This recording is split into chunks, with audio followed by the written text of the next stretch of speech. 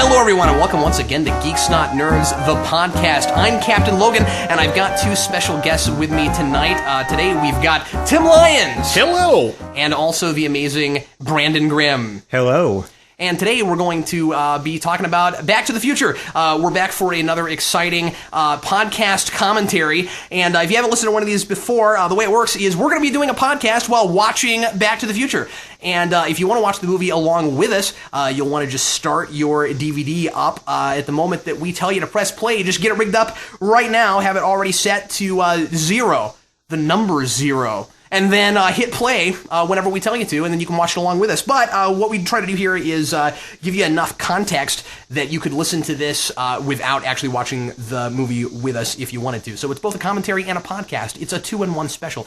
And you guys ready to go? Are you excited? But wait, there's more. Sorry, I just wanted to say that. I am excited, Jay. Brandon is kind of our resident Back to the Future expert, which is why we have him here. And Tim Lyons is our resident guy with a really cool voice. What can I say? I try. And likes Back to the Future. Oh, yeah. Yeah, Back to the Future is awesome. And now we're going to talk about why. I should also note, though, I am wearing a Back to the Future shirt that I brought over with me, even though we're not on camera. I'm wearing Rock Band 2, which I think has a Huey Lewis song in it somewhere. Maybe. Awesome Actually, no, they did The Power of Love in Rock Band 3. That's the power of love. Because of the keyboard track. Yeah. Well, you guys ready? I'm ready when you are. All right, let's bring it up. If you're going to watch the movie with us, please press your play button right now. There we go. Now. Yes. Universal, an MCA company. I always wish they'd announce that. I think that'd be awesome. Steven Spielberg presents Clock's ticking. a Robert Zemeckis film. Clocks continue to tick. So now you can... do we have sound, Tim? Back to the Future. Yeah, I was kind of wondering the same No, thing. this movie starts quiet. No, it does start. No, I know. But I thought it opened like the other two where it goes... No. Oh, it doesn't, does it? No. Because the other two do. They open with... Well, and the other two, they knew they had sequels. Well, they knew they were sequels. Well, yes, yeah. Indeed. Yeah, but they shot both of those back to back. So. Oh, that's true. And also, while Michael J. Fox was doing Family Ties, you know, when he did Back to the Future, and it was just brutal for him. I would like to mention that clock right there. I've always loved how it shows a guy hanging off the clock in a classic foreshadowing moment. Yeah, that's true. It's also kind of like Safety Last. Yeah, the old silent film. Actually, no, I don't remember whether it was a silent film or not, but it was back in that era. Hey, look, Emmett Brown is like Bruce Wayne, where he destroyed his own mansion. Yeah. Thomas Edison. Yeah, let's Benjamin give him some Franklin. False praise, shall we? You do whatever you want to. Tim has been working on this Thomas Edison documentary for, I think, a decade now. Yeah, something like that. No, but are you ever going to get that done? Maybe. I don't know. I really want to see it. I don't want to promote that here because I don't know if I'm going to finish it. Well, I'm just saying that, Hey, The Power of Love, performed by Huey Lewis in the News. I'd also like to note that I cannot hear the movie at present. Oh, fine. I'll turn it up. So, Tim, have you seen Leah Thompson in very many things? This is basically it. I know she had a career outside of Back to the Future, Really? but I always think of her in Back to the Future. You've never seen Howard the Duck? I've never actually, seen yes, Howard I the have. Duck. She's in Howard the Duck. Yeah. Not that it's good, but she's in it. I've heard of Howard the Duck. I don't really consider that part of a career per se, but No, I'd consider it think the at the beginning time of the she end. made it, she thought it was, but music by she's done Alan other things since then, Silvestri. just not a lot I've seen. Yeah, Yeah, Tim, I've I think never you need seen one of it. those in your house. The rig The thing robot that arm? makes sure that that gives your dog food. And I know these aren't exactly Rube Goldberg machines he's got rigged up, but I really do like how it's kind of a throwback to that idea. Yeah. I always appreciated stuff like this that would make your eggs for you, your toast. Like we saw a little bit earlier, it was making the toast. I've always thought that this is a really cool way to introduce characters before you see them. Like, how many things just in these first 2 minutes do we already know about Emmett Brown before we've even seen him on screen? Right. Well, we know that his house isn't that secure because he's got to hide a key. We know that he's got a million clocks everywhere, which automatically goes with the theme, because we know we're watching a time travel film. Yeah, yeah. or we hope we're watching a time travel film. To those who had never seen it at the time, It's called Back to the Future. It's pretty obvious. you would think, but I've seen some doozies. I don't know. Really? Cop dogs. Have you guys seen the YouTube video where this guy actually tried to recreate all these scenes, playing all the characters as himself? Was it dumb? Huh? It was awful. I bet. Yeah, like with this, he used like a tiny practice amp, for a guitar. Wow. Oh dear. That reminds me, Marty. Don't hook up to the amplifier. There's a slight possibility of overload. Are you going to do that this whole time? Huh? Are you gonna? Is our commentary just going to be Brandon talking just reciting the film? No. Look at how tiny of a guitar that thing is. That's ridiculous. Look how tiny of a Michael J. Fox that is. It is That's a tiny true. Michael J. Yeah. Fox. Yeah. I mean, when compared to that, who wouldn't want an amplifier that big? Actually, I think a speaker that big would sound pretty awful. Also, can I ask you a might question, think so. Tim? Yeah. I know that Marty McFly is characterized as kind of not the smartest kid in the world. Yeah. And that's a huge part of his character arc, of course, because his father was a slacker. So yeah. So my question is, even though he's not the brightest crayon in the box, yeah, would anybody be dumb enough to turn the amplifier up all the way to the top, all the way to 11? especially if it's that big? Well, I mean, he there's would. there's this line right here where he says rock and roll. I mean, it's all And it about. doesn't occur to him that, hey, you know what? I bet Doc Brown's not going to be real Well, happy. that's the thing, man. You got to understand musicians. You talk about Motorhead; they're like the loudest band ever. Aside Everybody's from, I trying guess to be Oasis just was that loud, technically aren't the they? loudest. But Oh, really? I didn't know that. Yeah, I mean, I met so many musicians playing out where they're playing a really small club and they've got like 2 full stacks of amps, and Yeah. it's like you don't need even an You don't eighth need of that. half that. Yeah. So, like you said, you just don't need it, but they're gonna give it anyway. I They never want to noticed try the to blow the roof jukebox. off. That's really cool. Yeah, I thought that was pretty cool. I love that he's got all this period stuff in his house. I mean, this movie has such a good attention to detail. Yeah, and it's does. like All period this- rich guy stuff too. It's got all this 50s stuff. Well, it's and anything then we're that gonna could go have to the been 50s. saved from the mansion, I believe. Before Hang on. There's Right. MacGuffin coming up. What?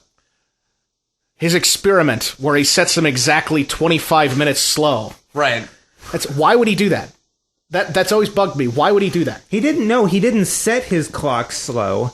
He set them on time, and over time he was seeing how slow they were, but they're all the same. He wanted to see if all of his clocks were the same. I'm so glad we invited you to this. That fixed something that bothered me forever. No, set them I all. don't You don't buy it? this though. I Okay, don't buy that. why? Well, I don't buy that because he's like, my experiment worked. They're all exactly 25 minutes slow. So Right. he intended to set them to the exact same time, sure. But he also Yes. knew that they were 25 minutes slow. Why would he know exactly how much drift there was? The drift would just match up with all the clocks. It I wouldn't think- necessarily be 25 minutes exactly. Right. I think that he purposefully set them to to end up 25 minutes slow.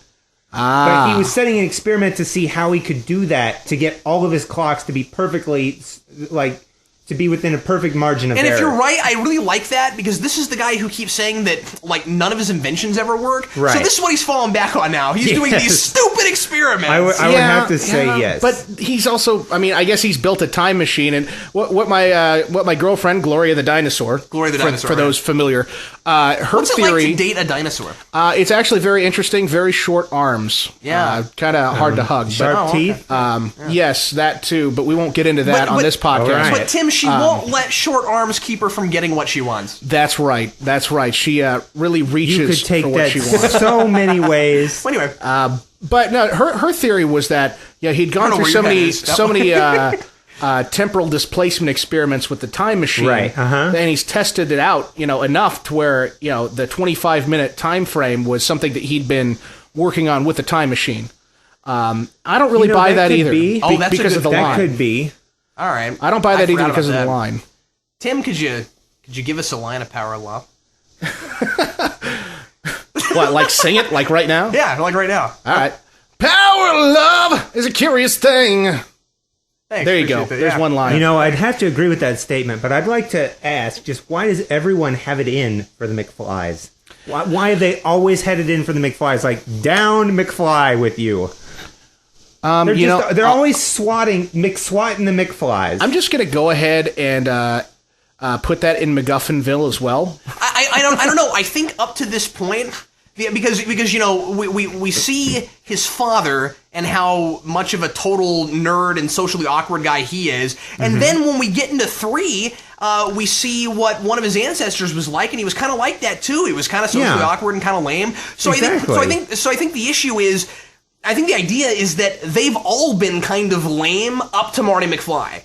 And that's why they get swatted down by everybody, because they sort of suck, you know? Well, when he says that no McFly ever amounted to anything, and then he goes, well, history's going to change. Yeah, they have a reputation for this. Right, I love they do. that. That's good story stuff. I like that. But why do they have a reputation for that? It's because the bigger guy is always there to get them down. I just want to know why it's the McFlys who are in the middle of this historical... And why don't they just move to a different city? Because at some generationally, point? each father doesn't have a spine, and he raises his kid wrong. That's what it's about. I guess you could actually. That's what it's about. That is a good point. Yeah, but you figure there would be a point. different kid, kind of like Marty, that's a little bit of a hothead. But Marty is the hothead. But he's the hothead. Yeah, but we're only talking about is he going to be the years. hothead for the last 6 generations? I guess it's up to him. There are a lot of families like this. There are a lot of families like that, but they hit that one guy who's just determined to make the change. Honestly, I don't think it's about the one guy. I think it's about the period of time. I think it's about the 80s. I think it's about a little bit of coming an of age story in the 80s. But also it's about the 80s was really proud of itself. It was. Yeah. You know what I'm saying? And Back to the Future, I think, is in a lot of ways the consummate 80s movie. It's very much proud of the fact that it's in the 80s. I mean, like, it's got freaking Huey Lewis. It's going, we've got the best music. We've got the... Now, you guys know why Huey Lewis agreed to do this movie, right? No. Yeah, but go ahead. Okay, well, the story of that is that Huey Lewis had originally turned down the opportunity to do music for Ghostbusters in any way, shape, or form. Right. And then Ray Parker Jr. basically ripped off I Want a New Drug. Right. And there was litigation involved. And so he learned his lesson from that and decided to do the theme for, well, not the theme, but, one of the signature songs for Back to the Future. See. Well, actually, 2 of them, because he also did Back in Time. Yeah. But that's why, we heard his wonderful... fantastical music, and I do love Huey Lewis. I love the word fantastical. Yeah, it's a great word. I like phantasmic, too. Really? Yeah. Well, this is a fantastical movie. It is, in many ways. But it's not phantasmic. But you know what is phantasmic? What is phantasmic? Ghostbusters. I see what you did with that. Yeah, I see that too. If I had a time machine, I'd go back and make sure you never told that joke. Which Jennifer's better? Oh, that's a good question. You see more... People always argue about which Darren is better, but I want to know which Jennifer's better. Honestly, you see a bit more of the other one, but... You do. I think she's better. I think the original is better. Now, which one was this one? Claudia Wells? I don't remember. I don't remember their names, honestly. I don't know. Elizabeth Shue and Claudia Wells, but I can't really keep them straight. I want to say this is Claudia Wells. Yeah, I want to say so. I want to say that she kind of fell off the face of the earth after this movie, and that's the reason they had to recast. Yeah. I don't know if she exactly pulled a Margot Kidder, but... hopefully she didn't get in a drunken stupor or something. Well, yeah, Margot Kidder with bipolar disorder, I think it was. I thought Margot Kidder was an alcoholic. No, she had bipolar alcoholism. I mean, she might have had that too. That also, okay. But bipolar disorder was why she went nuts. Yeah, I didn't know. Hey, do you think there really were a lot of guys in the 80s on skateboards that were grabbing on the backs of trucks and getting around that way? After this movie came out, sure. I'd like to think they want us to believe that there were. I don't see how you could ever get away with that. Me either. Especially since he grabs onto a cop car at one point. You see him kind of duck down, which is hilarious. Yeah, so it's like that it's not exactly okay for him to do, but he just kind of does it anyway. He's like, Marty McFly is the reason it became illegal to put your kids in the bed of trucks. Hey, look, it's the creepy thin man from Charlie's Angels and Maniac from Wing Commander 3 and 4. What kind of candy is that right there in that? Is that M&M's, you think? No, I don't think so. They're a bit too round to be M&M's. I don't know why There's another chocolate coated candy that was more round in shape. I don't remember what it was called, though. Sixlets, maybe? Oh, I'm sorry. I should give context. There was some candy in a scene. Yeah, there was some candy in the scene. There's some candy. There's a lamp in the background, too, that I have one very similar to that came from Think, Big Fly, earlier think. time period. If he hands in his reports with his handwriting, he has to have them retyped. Yeah. That's hilarious. I love that. What a jerk. Well, And you got to love that he's a 80s get up with the classic plaid jerk. pants and the blue blazer and everything. That's why they actually made it illegal nationwide to wear that type of garb. It's illegal. Yeah, now. I'm sure it is. It is. Yes, absolutely. I'm sure it is. The Biff Tannen Legislation Act of 1990. Yeah. Is that what it was called? It took them that many years to get it passed. Well, yeah, you know how things work in government. That's right. It's But if they had a time Congress. machine- Congress is the opposite of progress. Yeah, there is quite a bit of product placement in this movie, but I don't think nearly as much as the second one. Pepsi. No, not nearly as much as the second one. But I But actually I just really, saw Cocoa Krispies. I don't know if you. I know. actually really liked the second one for its product placement. I thought it was really good product placement. Yeah. And I think they had a really great solution in the second one to not having Crispin Glover. Because they just. Why? What do you mean? Why? Why didn't they have him? Because he Well, tried. we know why we know why they didn't have him. Anyway, he was going to explain without you saying that. Yeah. Go ahead. Jeez, come on, man. Let me talk. God, I'm on this too. Anyway, I'm only the one recording it. Oh yeah, let's make the guy with the equipment angry.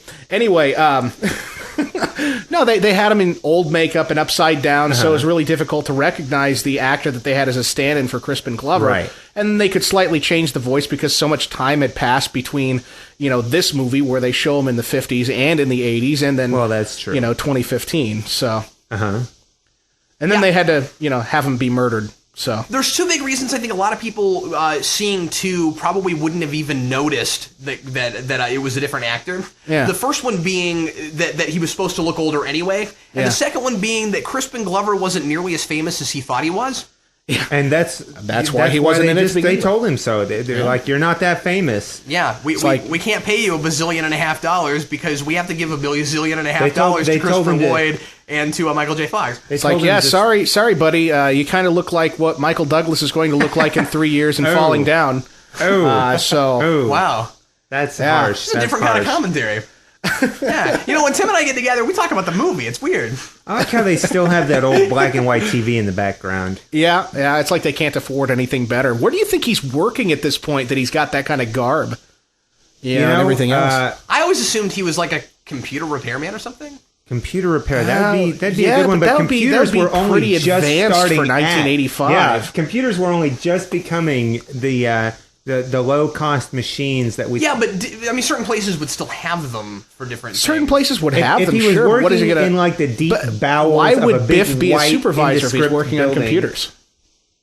Yeah. That's a good. So what are they doing? Yeah, well, what is it have he, something like to an do with- insurance salesman or something? Or could it I like possibly, that idea, Hang on, insurance. could it possibly have something to do with auto repair? He's not dirty enough for auto repair. He's got a white T-shirt on and he's got a pocket protector and everything. Yeah, his hair's Well, actually, greasy I don't know if he has a enough, pocket but- protector. He's just got a lot of pens. Yeah, you're right. Biff's his supervisor. Yeah, that's a pocket protector, isn't it? Or is that a glasses case? It's got to be it looks like a glasses case, but yeah, Hey, it's gotta pop off be- vodka. That's some cheap stuff. But yeah, it would have to be some kind of an office type job. Yeah, Probably, yeah, it's got to be something. I mean, he may could be entering Maybe he's tedious an data. actuary or something like that. He could be entering tedious data. Data entry could be. Yeah. Or a court stenographer. There's a large courthouse in the middle of Hill Valley. I doubt that. They tended to hire women for that because they tended to be typists before this era. That's Plus, true. again, if Biff's his supervisor, it's got to be something that could be kind of stupid yes. to do. As a matter of fact, Biff, that's right. It's got to be something. Great But that's what we were just talking about. Yeah, it's got to be something he could be stupid enough to do. Yeah, and true. stupid enough to be actually over smart enough to be his that guy. supervisor. I'd go stupid with enough to be a insurance. supervisor. To put it that way. But honestly, the point, of course, is simply that he didn't have a spine, and so he grew up, and that jerk from high school is over him. I mean, that's the whole point. And, That's as right. far as a black and white TV, I think it's a nice touch, but I had a black and white TV in my room, growing up, just because my parents had one laying around, and Right. we didn't feel like going and getting another TV. They didn't become disposable commodities until just a few years ago. I know. What you had, if it worked, you kept it around. Well, sure, no yeah. question. Well, I still do that. I get all kinds of orphaned electronics. I'd I like always to- find a use for it. I'd like to mention real quick, I would love to have a clock like Marty has in this scene that flips over, the little numbers flip over. Yeah, like the Groundhog Day clock. Yeah, I saw one at Target one time, and I didn't buy it, and I regret it, and I'd love to find an original. That would be great, yeah. Scour Craigslist, man. You could probably find I one. should. And He's got a poster for Huey Lewis's sports in his bedroom. Yeah, I thought that was a Really? nice touch, too. That is a nice touch. Everything in this movie is obsessed with Huey Lewis. And another thing that I didn't notice the first, 6 times I watched this movie was that, I noticed it was Twin Pines Mall. But then later it becomes... And then later it's becomes Lone Pine Mall. Mall. Because he Yeah. runs, He runs that tree over that pine tree. Sure. Old Man Peabody. And, I kind of want to pay attention to the time. It's 1:15 when he comes up to it, turns into 1:16. Right. And then they're going to go through these experiments, and, in X number of minutes, then the Libyans come. Can we see the clock? And when we return at the end, will we see the clock? Then, too, yeah. Only that's when Doc's... spoiler alert, being shot. So you want to know how much time passes. Yeah, I want to know if he actually has any kind of time advantage at that point, or if that's a gap. We're going to see how much time travels between now and then. Hey, Brandon, Exactly. do you have a life preserver? A life preserver? No, but I should get one. You should get one. The Youth Auxiliary Coast Guard needs me. I'm surprised that you haven't gotten a personalized license plate that says out of time yet. That would be sweet, but the problem is that Somebody else has got one? even for California, that's too many letters on the So you're going to license get one of plate. the new DeLoreans that's out now? You know how much DeLoreans are going for right now? Ridiculous, but they're all electric now. Ridiculous. They are making an electric version, but the DeLorean Motor Company of Texas, which bought all the you original have to get him stock- on You this? think He the knows battery is all of this. 1.21 gigawatts? Oh wow, that's a good one. But you know what? You know what? I would absolutely love to have a Oh, I never DeLorean noticed in that any line. condition. Hang on, I never noticed that line before. What's What's that? that? When Marty looks at Doc Brown in his white getup and he says, "Is that a Devo suit?" A Devo suit. Yeah, I never caught that before. That's such a good line. Man. Is that a Devo suit? Sorry, I've never sorry. watched I had to this with interrupt you to tell you subtitles that. before. Me neither. That's so cool. Yeah, That's great. Like I said, the attention to detail incidentally, in we this are is watching amazing. this with subtitles so we can catch these things. But yeah, Uh-huh. Yeah, I've never caught that. No, I'm not that impressive. But yes, I caught that over two gentlemen talking. Go ahead, Brandon. Oh, I actually forgot. Oh, now what we're I at was 118. saying. No, they keep track of 119. this. They are doing a pretty now good back job so then, far. back then they actually had to have those two clocks synchronized because it wasn't, it would be prohibitive from a budgetary standpoint to actually green screen that effect in. So that's really impressive on the part of the set dresser. That's a good Let point. me tell you something. I've seen Actually, one of the prop original. master. I've seen one of the original DeLoreans at Universal Studio in California, but there is an actual exact reproduction in Kansas City that you can rent and drive yourself. Yeah, I saw that. I've seen I it. looked it up because I was actually thinking of having a Back to the Future themed wedding next time I How get much married. do they charge? Well, how much do they? Well, for the To let you DeLorean? rent it? Yeah. Oh, you it's said like you looked into it. It's How like much $2 does or it $3 cost? grand for the one that I saw Wow. because it's mileage on top of the actual like $1,000 to $1,500 rental cost. But you know what? What's interesting? actually, Gloria looked it up. Believe it or not. the Oh, thing okay. is the one that's in KC her actually idea. puts That's out a the dinosaur smoke. who does research. Actually puts out the smoke like this one does. But if Yep. you'll notice, progressively through the movie, there becomes less and less ice on the car and less smoke until finally there's none at all when they go through time travel. Yeah, they just get you used to the effects and. Yeah, and then you just automatically think it. You're not really thinking about the fact that it's That's not interesting. happening. Now this whole thing. Last time I watched this, which was just a couple of weeks ago, I was thinking it's like at this point is Doc just so distraught with the fact that he can't come up with a decent invention that he's halfway suicidal, wanting to see if it works, or does he already know that it works? Standing in front Yeah. of the car? Yeah, and I'd also like making to Marty note- stand in front of the car too, like he wants to take him with him. I'd also like to note that he is power braking the car when he's originally running the rear tires. That car is not going 60 miles per hour. The thing that would be registering the miles per hour is not. It's not moving that fast. Yeah. Well, I mean, it looks like the tires catch halfway through its trip, but that's a thing that bothered me about Back to the Future 3. Is it just that the tires need to spin at 88, or does it actually need to be moving kinetically at 88 miles per hour? It and was moving if it needs to be kinetically. moving kinetically, then why does it need to be moving that speed? And by what mechanism does that matter? You see, in Back to the Future Part 3, though, there's a huge loophole. And the loophole is simply this. Doc Brown should have had gasoline for the DeLorean in Back to the Future Part 3, because at the time Marty goes back in time, there are 3 DeLoreans. Oh, Yeah, that's right. Yeah, Yeah. but and Because he could just siphon just a should've- tiny bit. But here's the thing. Yeah. Doc Brown, being the man that he is, would have already siphoned all of the fluids out of that car. He's not going to let futuristic fluids go to waste in 1888. He has it hang on tap. though. But here's the solution to that. He probably got rid of it because he didn't want to disrupt the timeline. He didn't want But any he's non-period creating a fluids damn there. refrigerator. Well, yes, but he's doing that with the day's technology. He's doing it with steam, which is kind of ironic in and of itself. He is, but he Makes an ice maker with steam. A steam-powered ice maker. How do you justify that? a steam-powered ice maker. I wanted to mention something you said earlier, Tim, about when the DeLorean comes at them. Here's the DeLorean in all icy obviously. form. Obviously, first of all, it's just for dramatic effect, naturally. Sure, but, yeah. But what I was going to say is, I don't think he's tried it yet because the look on his face, he's so surprised. You know what I mean? Yeah. He's got this huge look of surprise. But then on his when face about how it Marty works. tries to move out of the way, he looks at him like, "Okay, you get back in you your stay place. right here. You stay right Yeah, there." but Get it's on your that mark. crazed There's a blue look. X there. It's a crazed look. Like, if this fails, I'm not going to have somebody witness the failure. Well, yeah, but it's like, if this fails, I want to take you with me. Right. Uh-huh. So yeah, it kind of makes me almost agree with the principles. crazy man. Strickland, to say that Emmett Brown's trouble. Yeah. At that point, I could very well see where that character is coming Well, from. and I true. also think that they're definitely trying to build him up like he's a little bit crazed at the beginning, and it becomes more and more sane throughout the trilogy. He does until you get to until you get to 3, where he starts dating Clara, and that's the point where he becomes just straight up normal. Yeah.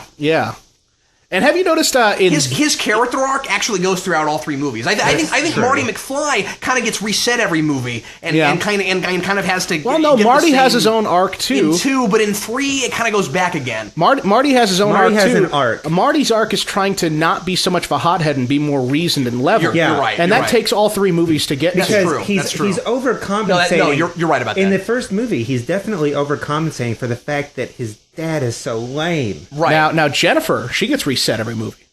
Yeah, but she's not a main character, so she doesn't need character arc. But she also gets knocked unconscious. yes. So What I want to know is what happened. So she gets between- reset like turning off your computer. What really happened to Lorraine in 1955 when she's this go-to girl wearing the mini skirts? She married that guy. I know she did, but then she just drops off the face of the earth, like from her friends and all this other stuff. She just becomes nothing. That just happens. like a blob. no, that does sometimes. happen. Yeah. Oh yeah. Guys. Actually, I've had a non-zero I don't number. want to tell of, you people I know. I'd like Yeah, a movie. there's a I'd like non-zero movie number based of on that. friends that I've had that they get married and they just drop off the face of the earth. They just they think that they only have time for their family or whatever, and that's fine. Yeah. The people that I've known that have gone that route, and I keep up with some of them like once every 6 months. Hey, I Tim, understand Would that. you tell? We're talking about the flux capacitor right now, and Yeah. how he hit his head in the Yeah. bathroom. Yes. And would you kindly tell us your theory about how he came up with the name flux capacitor? Yes. My theory, which I think would be a very interesting cartoon or little video to put together, was that he hit his head, looked up, and much like Max Headroom, saw flush capacity on the toilet. And maybe even flush capacity 1.22 liters or gallons or something like that. Oh. And then that's how he came up with a flux capacitor, because that term makes no sense. Actually, it does make sense. Though. Oh God, here it comes. How does it make sense? It makes sense to me because he mentions the fact, while the logistics behind it are really kind of nonsense, the fact that he needs a flux dispersal across the stainless steel exterior. What is a flux dispersal? Okay, the first of all, that he has to get this. I'd say it's the flux of energy. He has to build it up, and he's building it up by moving faster and faster. And then when the plutonium kicks in, Which you can buy at any corner drugstore. yeah, you can buy it at any corner drugstore. When the plutonium kicks in, he's got to have a way of Oh harnessing. wait! This is my favorite part. No, I'm just kidding. watch how it just kind of wavers I like the before part it where drops. he turns. Watch it. What's up plutonium. with that? And they both jump, and it's like, okay, it's okay now. Let's go ahead and do it. Yeah. Anyway, I'm sorry. Go ahead. Well, the flux dispersal pattern, right? He needs to build up this charge, but the plutonium is only emitting at a certain point. So while he's racing towards and he's building up momentum, the flux is building up in the capacitor. And capacitors, what they do is they build up and then they spontaneously discharge. And when they spontaneously discharge, he has to disperse that across the bow of the entire car, or he's not going to get but a section of the car to go through that time frame. May I make an observation? Sure. You may. You've given this some thought. Well, and here's the other thing. I've given it some thought too, and I've done some electronics work. I've built some guitar pedals, effects pedals, and that sort of thing. And you're familiar with what Flux is as far as building an actual circuit. Yeah, and you know what a capacitor is, obviously. Yeah, builds up a charge and it depletes it very quickly. Yes. So you're saying the problem is with the word flux, yeah, not necessarily with the word my capacitor. problem is with the two words together because they're both more or less components of an electronic circuit. Let's take flux as a shortening of the word fluctuation. I feel like I should change the name of this podcast. What's that? Well, I was just right now it's called Geeks Not Nerds, and I'm just not sure we can keep that name. I'm not saying I can do Libyans. math. I'm just saying that. The Libyans want to challenge you, Jay. Well, they wanted me to build them a bomb, and I kept telling them I'm no good at math. So I gave him a shoddy bomb casing full of used pinball machine parts. When I was a kid... Oh, dude, look at that Volkswagen van. That's I've awesome. always wanted That's so one. awesome. I want one. I that saw color, one on the too. road the other day. It was That great. color?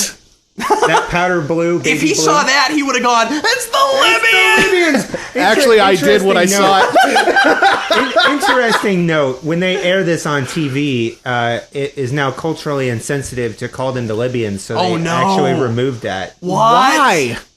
With the Arab Spring and everything, it's timely again. Yeah. They don't... You know, when I was a kid, I watched this when I was really little. And when they came up and he said, "Oh, it's the Libyans," I'd never heard of Libyans before. Yeah. So I thought they were space aliens Oh. Which from is some even planet funnier called because, Libya. because later on they think he's a space alien. Oh no, it's the Libyans! And I was like, I didn't know this was a movie about space. And that's actually an interesting point. How much cultural significance do you think Marty McFly had back in the 50s at the end of the movie?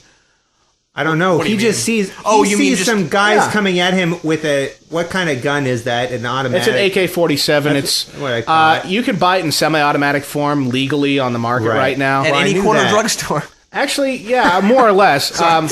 No, they can build them at a hand Coincidentally, tool. you can get those vans at any corner drugstore. I'm gonna try. Too. I'm gonna try to not keep doing that. Now, but actually, sometimes the If you opportunity steal it- presents If you itself. steal it from the hippie who's buying the drugs, The funny thing is they did a great job with the AK-47 because it tends to have that sort of jam that the guy had, Oh, where you right. need to clear Cool. the chamber. Yes, because the spent shell or the spent bullet, whatever you I'm guys want telling to you, call it. attention to detail, dude. Yeah, no, it was great.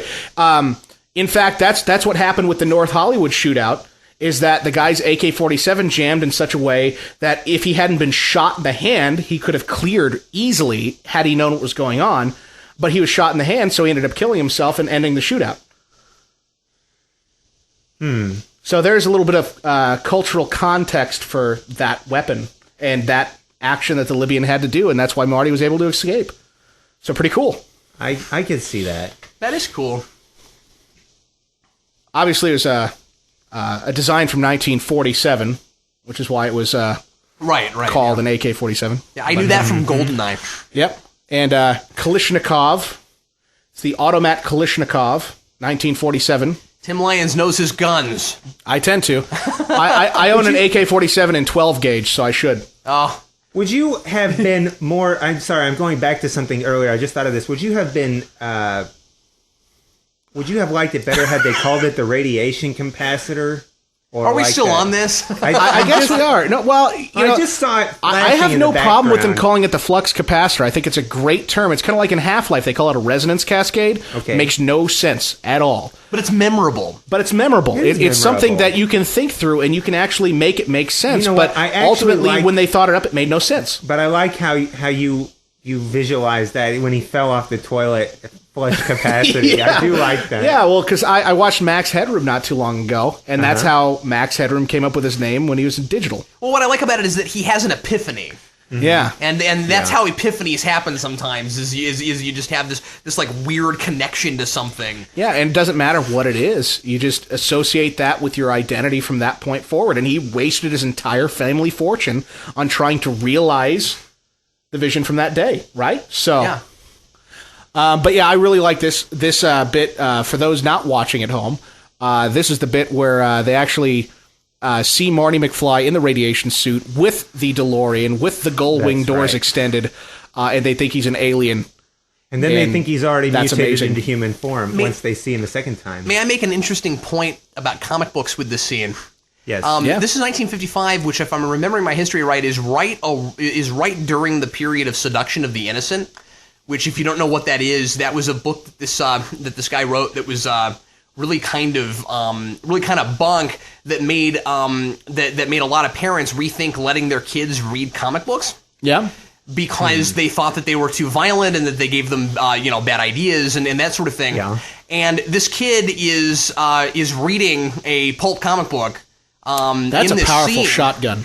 Just throwing that out there. A shotgun would not blow up a mailbox like that. But the point I'm making is that there's a little bit of social commentary going on there. That kid sees him and immediately goes, "Oh, it's an alien." Yes, because he's reading a comic book and it's messing with his head. Yeah, I think that's cool.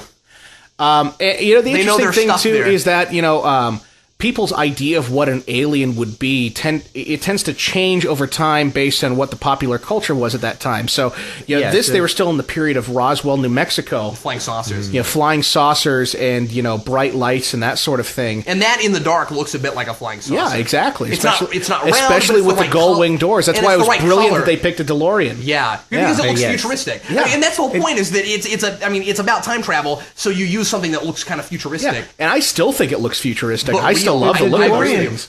The DeLorean in and of itself was ahead of its time, really. Yeah. It still holds, I think it still holds up today. If only one of the members of the board on for DeLorean hadn't been charged with drug possession or whatever it was. What do you mean, like the only board member of DeLorean? It was one of the guys. I don't remember whether it was actually John DeLorean or not. They tried to bust John Is DeLorean. It John? They tried to bust John DeLorean on...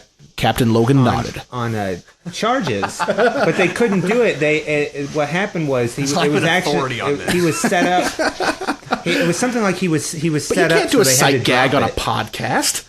Come on. I wasn't doing a sight gag. I was just giving you information. Oh, okay. Well, we're gonna have to slip on a banana peel later.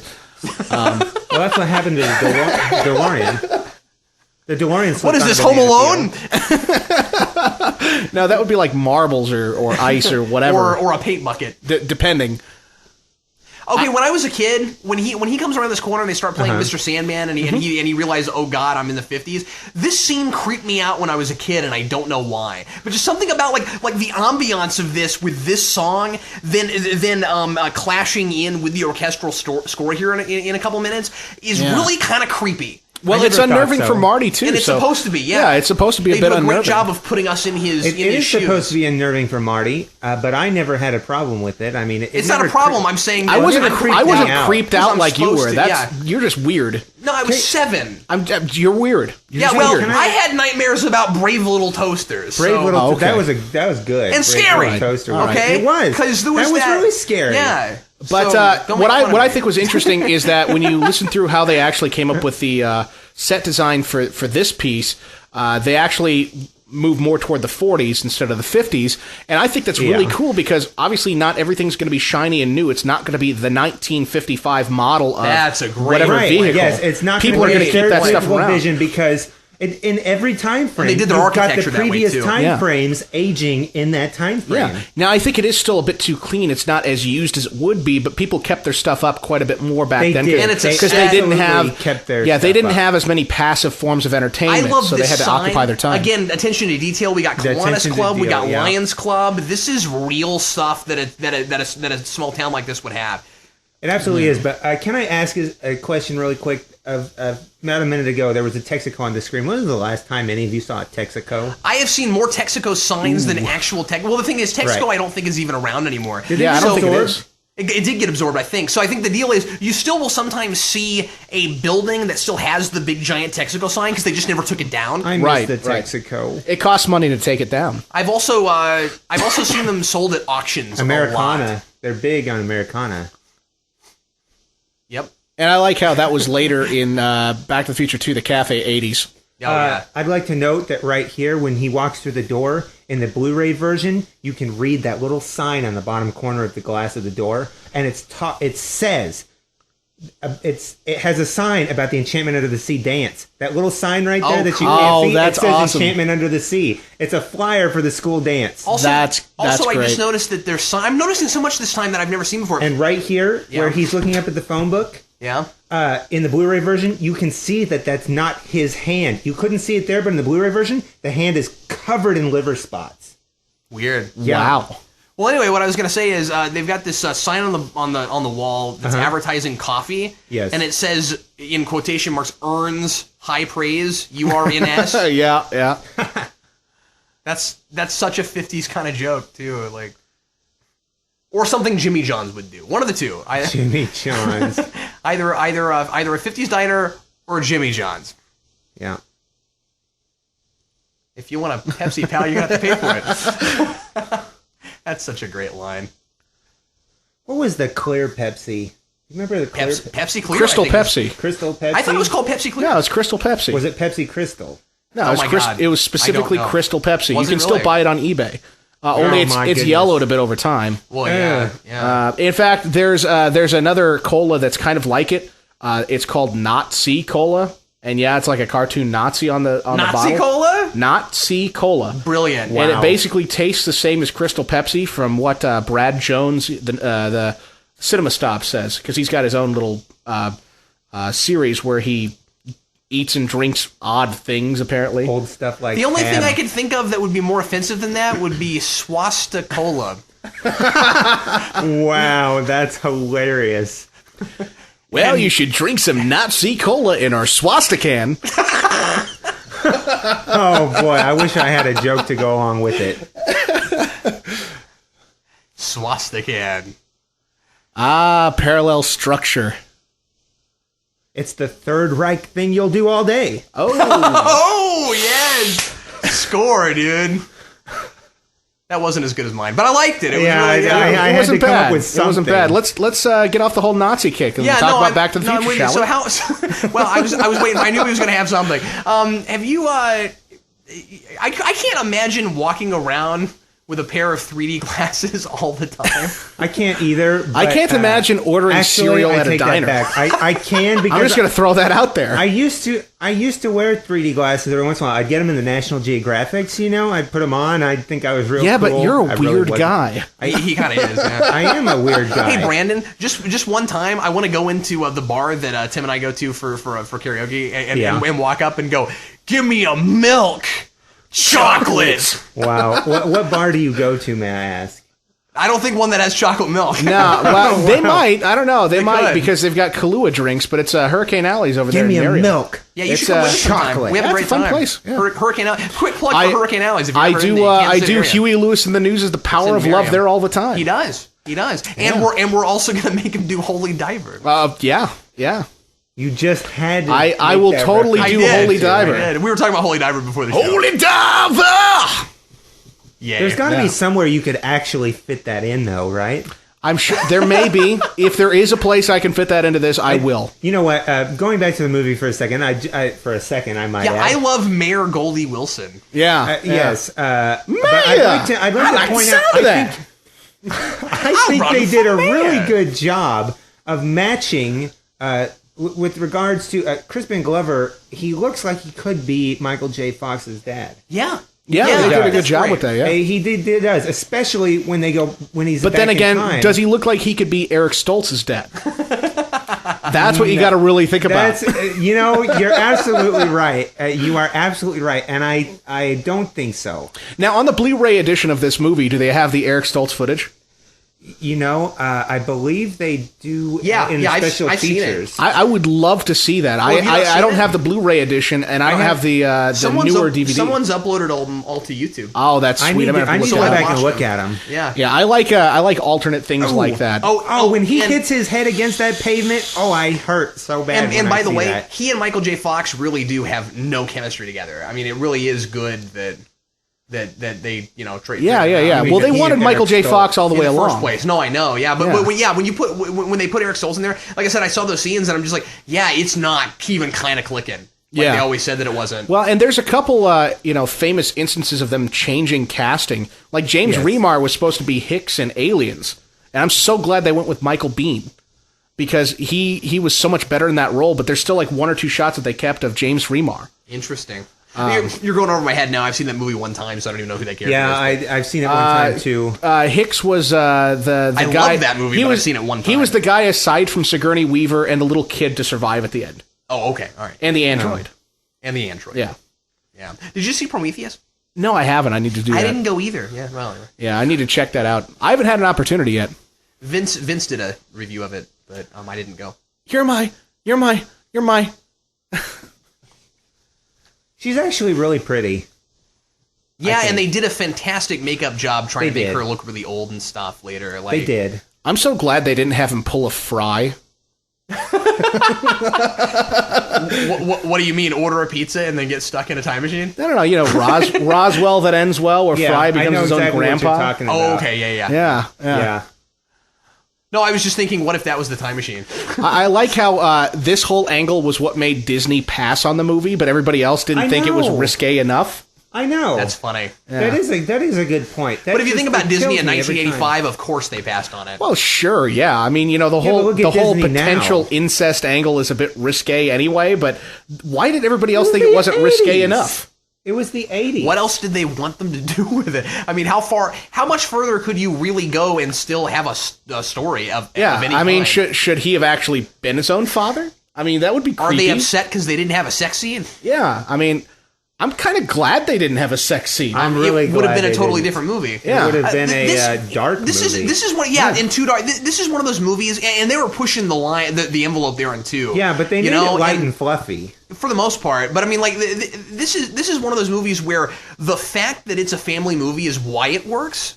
I think, because there's a lot of adult kinds of references where if you know things, you go, wow, they're hinting at things, and that makes it really clever. Yeah. And so if kids couldn't watch this because of all that stuff, it wouldn't have been successful at all. Probably not. Well, I mean, this one went a lot further. This went a lot further with the language and the themes than the second and the third movie did. I thought I suppose, especially the language. I mean, it's kind of like Ghostbusters 1, you see them smoking all the time, but they don't do that at all in Ghostbusters 2. Really? Because it was more of a kids movie, and kids really latched onto the first one. Yeah. Yeah. Never even That's also kind of why Ghostbusters 2 sucked. Yeah, that's what hurt it. Yeah. Yeah. Everything but the dancing toaster. Yep, the dancing toaster was awesome. What? Sorry, I missed something. Were you saying that the no smoking hurt Ghostbusters 2? I'm saying that was indicative of the reason why Ghostbusters 2 He's saying sucked. the fact that they felt the need to cater to children. Yeah, was the problem. I don't like that when movies do that. I don't either. Going as far as not having any of the main characters smoke anymore. But I don't think that true. Back to the Future 2 was catering to children necessally. Maybe it was a little bit. Back to the Future 2? I think that as far as language, I never thought of it before. As far as language and some of the more adult themes, it was. But then it also got into the more cerebral aspect with the many worlds theory of quantum mechanics a little bit, touching on that a little bit. Back to the Future 2 is so much darker. Yeah, because it's the second in a trilogy, but what do you do? And it ought to be, yeah. Yeah. But, they pulled back on the language. This has a lot of S-bombs, as it were. Yeah. Whereas they didn't necessarily have that in the second and third movie. They had it a couple times, but not nearly as much. And this, you can tell that they were just going for a good story, not a good, necessarily family-friendly, but they kept it within those boundaries because they wanted a wide audience, so their movie was successful, not because, hey, we need to make this a family movie because the first one was. Yeah. Yeah, there's a different motivation behind the writing. So I can see that, especially since when they originally finished this movie, they didn't even have a sequel in mind. Exactly, yeah. And they didn't talk down to kids in the second and third movies. They just kind of did what they wanted with it, but they were cognizant of the fact that kids were going to be watching it more. You're absolutely right, and they made it, what's the word I'm looking for? They made it understandable for younger audience. Yeah, they boiled it down pretty well as you can boil quantum mechanics down. They boiled it down. I would argue that, there were... Hey, Tim, who the heck is John F. Kennedy? I would argue that it was one of the first films to really deal with that, but that was going on a lot in sci-fi lit and stuff. Yeah. Oh, there's another clock in the background. Never noticed that. They use clocks a lot.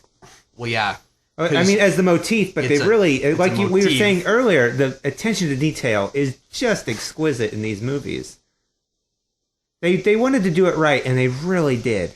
Well, and they were really smart about props and stuff. I mean, like, look what the milk's in. Exactly. Those people get their milk delivered. Yes. It's 1955. They would. I mean, although they do have those sorts of bottles now. They do. It's just you wouldn't always see it. Yeah, yeah. You can still get your milk delivered. Can you? Oh, yeah. I've seen glass bottles because Not everywhere, we but- get our nowadays we buy Chateau milk from milk. Chateau from local dairy. So Yeah. Oh, that's cool. I'd like to point out, I really like the line that the grandfather of Marty McFly says, Lorraine, if you ever have a kid like that, I'll disown you. I'll disown And it is her kid. Yeah, yeah. It really cracks me up to Wouldn't it be great if he did? Wouldn't it be great if the Uncle Joey that can't get out of prison maybe. was actually Uncle Joey from Full House? We never see the grandparents. We never see them. Other than 1955. They could have disowned her. They could have disowned her. That's actually true. Yeah, Yeah. Hey, you should get something like that on your head. You should get a helmet This like is that, a Tim. private residence. that would be pretty awesome. What's your point? That it's a private residence. Well, they got permission to use that house. And yet, Oh, you mean it was a real even private though residence. even Oh, that's- though that's he pretty cool. obviously can't read his thoughts, he's still trying to do the whole P.T. Barnum effect. yeah, But he can it's read pretty his funny. thoughts. Yeah. No, he can't. No, He can't read his specific thoughts, but he can read stuff that's on his mind. What? It doesn't work. No. at It all. Doesn't- no, No. it did, because... why would he be like any psychic doing a cold reading if he could actually read his thoughts? No, he thinks it's not working, but he's really pulling things that have been said and happened earlier in the movie. What are you talking about? No, he's commenting on his dress. No, because somebody said Coast Guard earlier, and she was asking him to make donations, and he's going, a donation to the Youth Auxiliary Coast Guard. Every one of those things has been mentioned previously That's in the not movie. because That's he can read not- his thoughts. no, that's because that's what everybody's His minds dress in that was time irregular period for the would jump time to. period, and Yeah. he showed up randomly at his house. He thought he was a solicitor. Yeah, the idea from No, a I script don't- writing process is everybody in this time period. That's where their heads would have jumped. Yeah. I don't buy that. Really? No. I buy it as Doc Brown can't see his inventions are actually worth anything. Wow, really? That's a Wow, stretch. That's a huge stretch. That I is a don't think really so. huge stretch. I don't think so. If he got any kind of inkling from that machine, he would have kept working on that machine. Yeah. He didn't realize he was getting an inkling because nobody... If he didn't realize it, then what's the point? Yeah. What, He's still because grasping at straws. He's always been that way. part of his character arc in this is about how he never did make an invention that works, and then he finally got one to He spent his actually work. entire- Yeah, he got family one to fortune. actually work, and then it was the whole Frankenstein thing where it's like, what have I done? That's not that is way more interesting than the guy just is too scatterbrained to notice that his inventions actually work. Yeah, and if he's that scatterbrained, They wouldn't work. why ever. would Marty trust him in any way, shape, or form? At all. And Jack Benny is the Secretary of the Treasury. I do think it's kind of convenient how that worked out. No, yeah, but I see it's what you're convenient, saying. but I it's see what you're But it's saying. script writing convenient. Yeah. It's we're writing a script and we're being clever by having him say all the same stuff that people said before. Yeah. If he had actually come out and said anything that really was physically Well, I was talking about the Marty Ronald McFly. Reagan thing. Oh, I was talking about the thing we were talking about before. Yeah. Anyway, I see what you're saying, but I'll think about it. Eerie scene in a graveyard. It's not a graveyard, but you know, Yeah, but I always thought it was when I was a it kid. does look like a graveyard to me. That's where obviously this is where they find the DeLorean where Marty parked it after it stopped working. Which that was surprisingly clever to put it behind a billboard. Why Why do you say that? It was surprisingly clever because it was, it's like he wouldn't be thinking clearly because he was taken aback by the fact that the place where he lived, Lyon Estates, the actual Now looks like development a matte was not even there. Oh, So yeah. he's obviously emotionally affected. That was surprisingly clever that he could even think. Let's hide it. Let's hide even it at and all. let's hide it True. behind here. because he doesn't even. That's and great, obviously he because put doesn't branches even- on it to camouflage it. He doesn't Yes. even know that he's back in time until he walks out into the city. Yeah, as far as he knows, the development was just raised. That's true. I but mean, he may even- have it in the back of his mind. Maybe this car actually worked. Yeah. But he's not Well, confirmed it until he's hit it. Is my point. Yeah. Well, he hasn't confirmed it, but at the same time, he is in a car that a lot of people haven't seen that's been highly modified.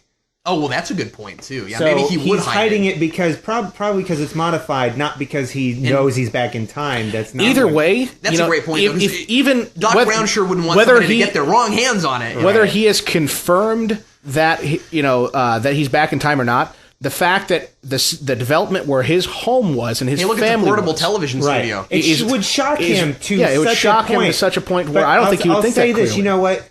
I invented a time machine not to win at gambling, but to travel through time.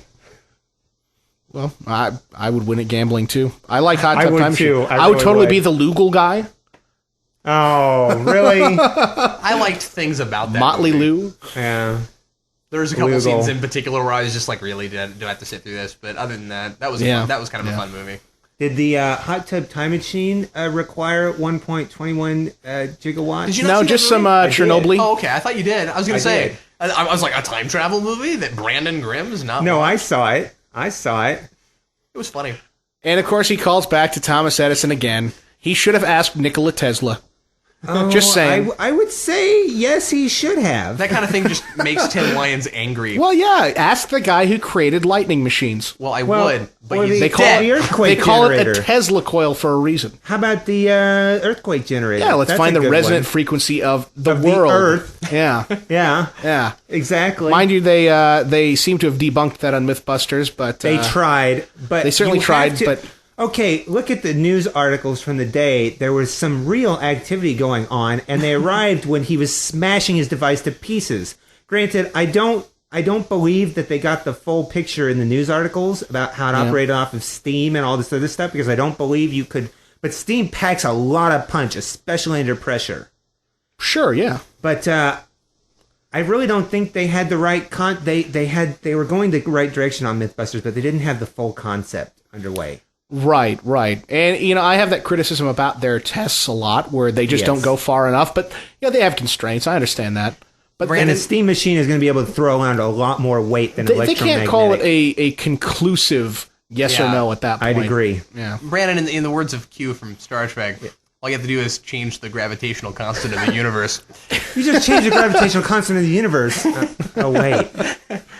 And then just the look on Geordie LaForge's face. Okay. I can't do that. Here's another thing that bothered me about this movie, okay? They have it down to the minute as far as when lightning is Just going do to it. strike. Yeah. Now, they don't have it down to the second or the millisecond, so how do they know it's going to work? Down to the minute's not good enough for me. Well, they just didn't go far enough. It's like MythBusters. I'm You just know saying.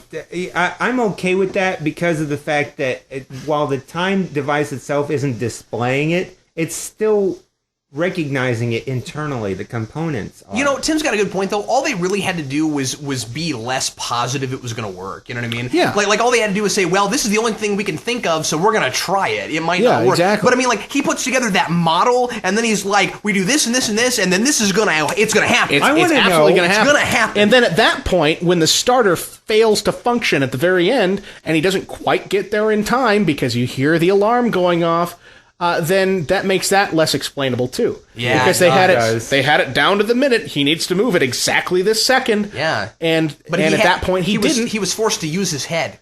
Yes, he was. Yeah. Yeah, he was. But yeah, so, I'd I mean, like that's to another know, problem, yeah. Where is Doc Brown's Heisenberg compensator? That's going to cause a bit of some problems, especially in the quantum world. There's going to be a lot of flux going on. And I doubt the capacitor can take care of it. Right. Oh, the old kick me sign. You Yeah, guys it's have a seen the. classic in I'm any, sure you guys have seen the instance. deleted scene with Marty going up and seeing that his mom's cheating on a test. Yeah. No, And then I you saw haven't the seen outtake that. where I've seen the outtake where he's got the cigarette in hand and that was the There she is, Mang. Yeah. Oh no, I've not seen that. You haven't seen it? Oh, that's amazing. classic outtake. Well, I thought I watched all There the she deleted is, man. scenes, She but I don't is remember there. that one. It's been a while. No homeboy for her tonight, Mang. That's really classic. That scene. Yeah, that's awesome. And the outtake where they switch the prop booze with real booze. With real booze. It was just wasn't it just water? It was supposed to be just water, and he actually You could get away with that, yeah, in a brown bottle, sure. Yeah, but no, it was a flask. Well, no, it was like a 375 milliliter bottle. They're in the shape of flasks. Oh, okay. Yeah. I don't drink, so... Wouldn't it have been cool? Can you hand me that vodka over? No. Brandon, wouldn't it have been cool? This room is full of vodka, for those of you not in the room. We do have vodka in the room. This is true. Would have been cool if instead of growing up and becoming a science fiction author, George McFly grew up and invented Star Trek. Oh, that would be... that would be really good, yeah. Really awesome. So like at the beginning of the movie, there just is no Star Trek. But we didn't know that until the end of the movie. And then suddenly and then all of a Star sudden, Trek. then there's no Star Wars either because Darth Vader's already been taken. Oh, that's hilarious, yeah. Darth Vader from the planet Vulcan. Darth Vader only exists in comic books Wow. at this point. That would be quite the spin. Yeah. And what another thing... Or Marty McFly ruins Okay. all of the So- future because so- he mentions Darth Vader too early. 1985, George McFly's book comes out, his new book, according to Biff, and it's a match made in space, and you see it's obviously a callback to the scene from 1955. Yes. He just got around to writing about that? No, he wrote it, but he He just got it published. Maybe it took him years and years to get it published. Then why are they living so comfortably? What was he doing for 30 you're right. years? No, that's a good Because point. it- Because no, he does say, because hey, he- your new book came out, but I don't think it was necessarily his first book. It's not his first book. He's been writing tales, but he just got around to writing that one that really started him writing. You mean publishing that one? Yeah. Because maybe that was... That's his great work. He's been working on that since the beginning. Yeah, but but- he's been publishing all these other things on the side. Yeah, but that's thin. That That's is a little thin. It is a little thin, but I choose to go with it. I'll be right back. You know, When you come back. George McFly, he's got a really good storyline going on, I think, when he's talking about his when he opens up to the son he doesn't know is his son. Yeah, he's he talking just about his considers him a story. buddy, and he thinks it's like, oh, well, why? Well, first of all, he's taken aback by it's like, why is there somebody that's so interested in my life? Because he's been kind of a loner. He's been a loner, and Yeah. he's not really sure how to open up. He's like, nah, I don't think I should. And he's like, nah, come on, share a little bit with me. Right. And then I think that's the point where he instills the if you put your mind to it, you can do anything. Well, yeah, I mean, that's the He really- callback. he really That's the claims callback that- at the end of the movie, too. I mean, George It's kind McFly of like- tells Marty at the end of the movie. It's kind of like, at the end of the movie where he doesn't recognize that Marty is the same guy that he knew back in 1955. It's kind of like Inception, where he Yeah, and that's- implanted that and then he made it his own. Thought it was his own And they idea. kind of thought this through in Lorraine saying, Marty, that's a nice name. That is. But wouldn't George McFly be the least bit curious as to why his son looks identical to the dude in high school? Exactly. But that's what I'd never understood. I mean, the time frame doesn't match up to where it's like she would have slept with the guy from high school. That's right. Yeah, there's no way there, That's but- true. But at the I'd same like to time, also it's a little point bit out- weird. I'd like to also point out that while Marty is back in time, he is still aging. He is still moving linearly forward. He's moving forward in a linear fashion, regardless of the fact that he's jumping time. So by the time he goes back, I want to say he's about a week older. Then he goes back at the same time that he left. So technically speaking, he's a week older than he should be. And he's a lot older by the end of the movies. Well, yeah, sure. In fact, there's a that's in there's the a site that inherent- did the calculation for how much older he is. Right. But that's the inherent flaw with time travel is if you want to go gallivanting through time and you want no one to miss you, you have to come back at the same time you left. But by that time, you're older. And people are going to be like, how the heck did you age since yesterday? Now, here's a question for you. Now, I can appreciate that there may be some mechanism in the DeLorean that causes this not to happen. But why, when he went back in time, did the DeLorean not unmake itself? See, that's the other thing, is because you would really think that it would have to unmake itself. Because while the matter in the universe, there's a finite bit of matter in the universe. So for him to take that DeLorean through time now means that the matter that has not yet been converted into what the DeLorean will be is there, plus the matter of how the DeLorean was converted is now back in time with the same amount of matter, basically. So matter there's and now energy. double the matter in 1955 and less the matter in 1985. Yeah, so I mean, I completely see where you're coming from there, but at the same time, I mean, that's part of the inherent danger with time travel is That that is. that you're kind of rejiggering the amount of matter in the universe. And, that it's not necessarily going to self-correct. I mean, you may have chronotons and kryptons and photons, and gravitons and graviolis, sort of thing. Pretty sure Krypton is a planet. I didn't did he mention Krypton? He said I said Krypton. kryptons. I was just trying to be I think funny. Kryptonite would have been okay, but maybe he was talking about Tales from the bosons, Higgs bosons. Okay, yeah, let's okay. go with So the you've Higgs got boson. Higgs boson. The particle that gives everything mass. That gives it gives us Is that mass where the boson dart comes from? and gives interacts with the boson actually. field. Did you just coin the phrase rejigger, or is that real? Rejiggering. That's a phrase. I'm sorry, I've never heard of that before. Really? And I tried not to laugh because I wasn't sure. I tried not to laugh used that because I quite a looked bit. in your general direction, but well, that's about he is to a fail. silly-looking chap, as it were. We should start using period language now that they're back in the 50s. Cheerio, chap. You're the bee's knees. Wait, Okay. no, that's the 20s. Going back to the 50s didn't turn them all British. Maybe. Yes, using the King's English, are we? Anyway, He's ordering a chocolate milk at the pub now, and Cheerio, Lou, chap. give me a milk, chocolate. Chocolate. How interesting would that be if they were all, British at this point? they just all turn British. Look, tell her destiny brought you together. Tell her she's the most beautiful girl you've ever seen in the world. Does this high school have a lift? Hang on, I need to go to the water Give me closet. a milk, chocolate. I need to go to the loo. Okay, we need to quit this because we have a lot of British viewers. Oh yeah, probably well, totally I'm not making fun of you. I'm not making fun. I'm not making fun, but I think it would be interesting. I'm obviously using a stereotype, but yeah. Make fun of Australians now. We have a lot of Australian listeners too. Go shrimp on the barbie. Okay. Really, let's not do that. I was merely kidding. No, I enjoyed that. No. There's no ill will. I've got English friends. That makes He it just okay, ordered. right? I'd like to point out he just ordered the milk chocolate. Yeah, he did. We've sure been making a big deal out of that scene before it ever happened. I know, Sorry. and it Lorraine, just happened. So in case you're not watching, you're my we are density. You're my in the movie. density. My density has popped me to you. I love that. That's like a Stan Lee Peter Parker thing to say. My like, density has my popped density. me to you. She knows him from somewhere. Yes. It's my future. He's George McFly. He seems really out of breath. Well, Yes.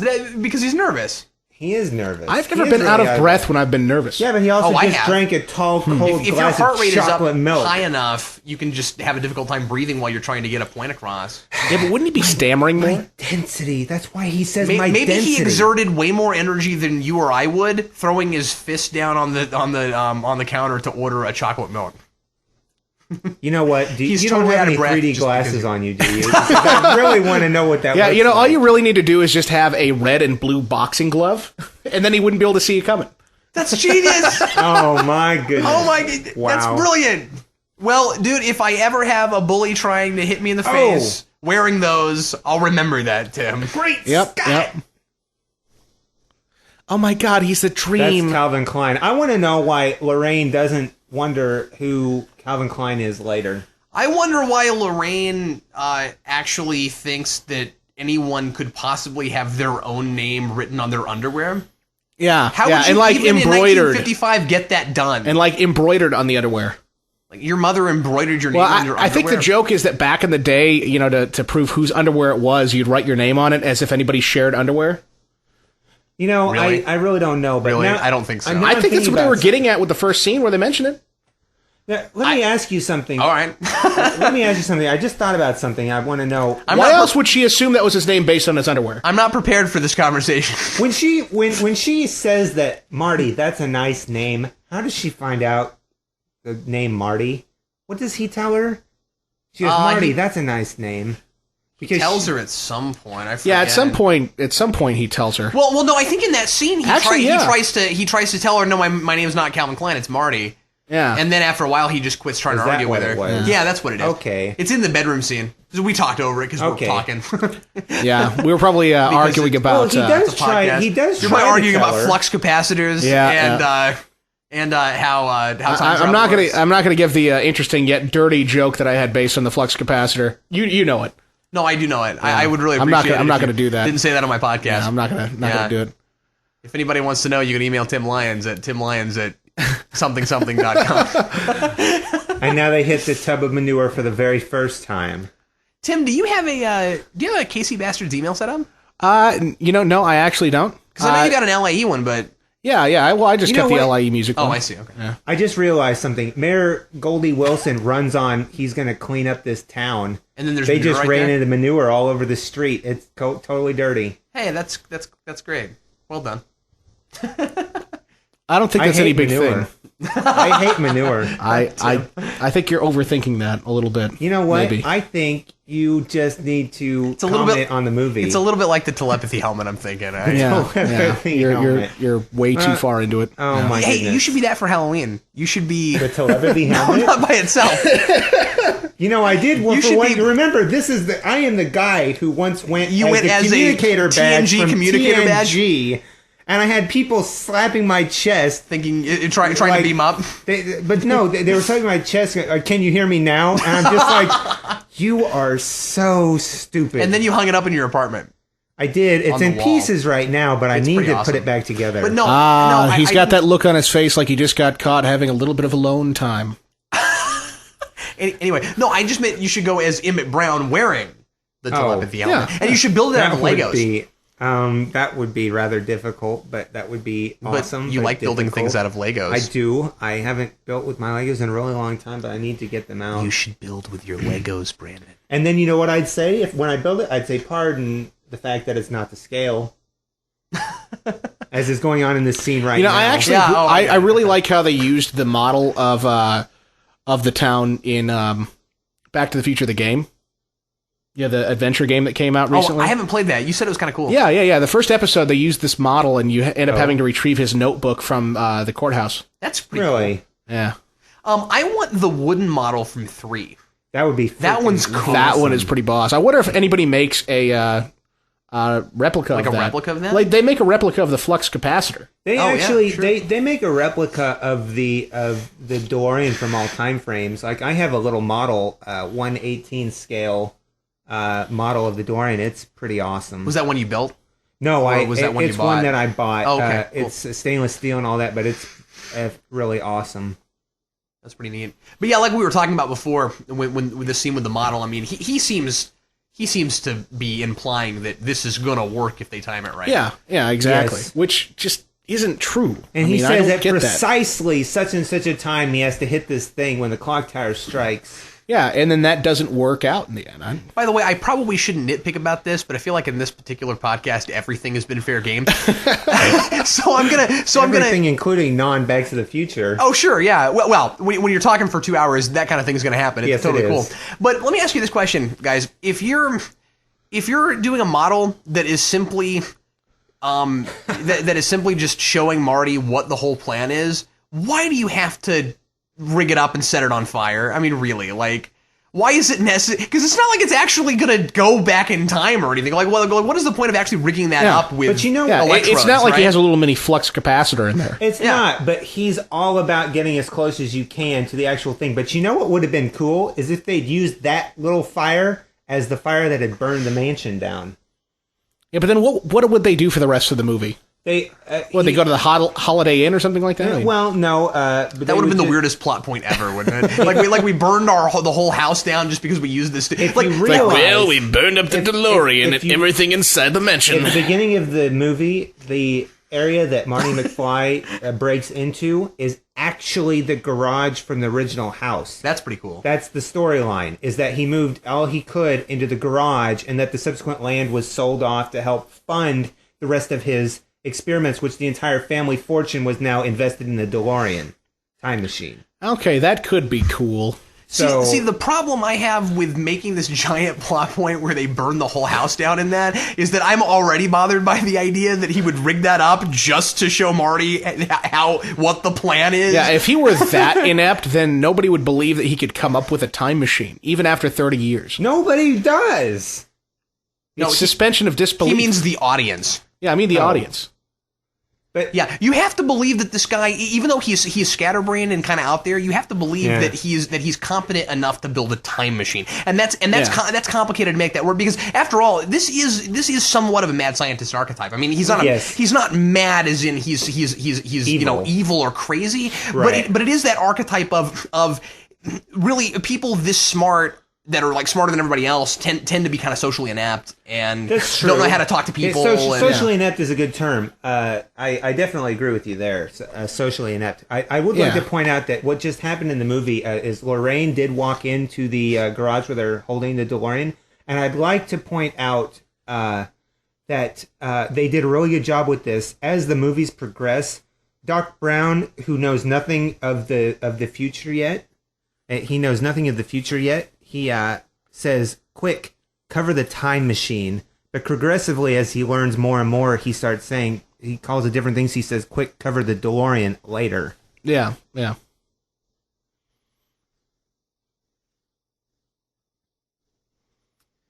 All right, so they're talking about the plan to confront Biff at this time. George McFly is hanging clothes on a clothesline. I guess, and right now he's holding a bra while saying he's going to touch her on her. Hilarious. Yes. And then he gestures with the bra, which is pretty interesting. Yes, which is amusing, since earlier you were talking about alone time. Oh dear. Yeah. I don't think that was planned, but it is a nice touch. You know, I go places I never would when I have you on board, Tim. What can I say? Welcome aboard, Tim. You've just never heard me totally off the cuff. Well, yeah. Well, no, I have, but I tend to encourage these things in a structured fashion. Yeah, no, I just meant on the channel. Right, that's what I was saying, but not on the channel. But yes. I wonder where that house is located. That's not a bad looking house. It's got a little bit of an issue with the framework of that of the back end. But. Tim, that shirt that Marty McFly is wearing there, the pink one with that is the ugliest thing I've ever seen. You think so? Hey, that's 50s style, man. Yeah. Yeah. That's why I'm glad it's not the 50s. Back in the day, pink used to be a boy's color. They thought it was very strong. Oh, yeah, that's true. Yeah. The whole perception that blue is for boys and pink is for girls is something that's relatively recent. My problem wasn't so much the color as it was the blue with the pink and the two pockets that were kind of triangular. It just looks silly.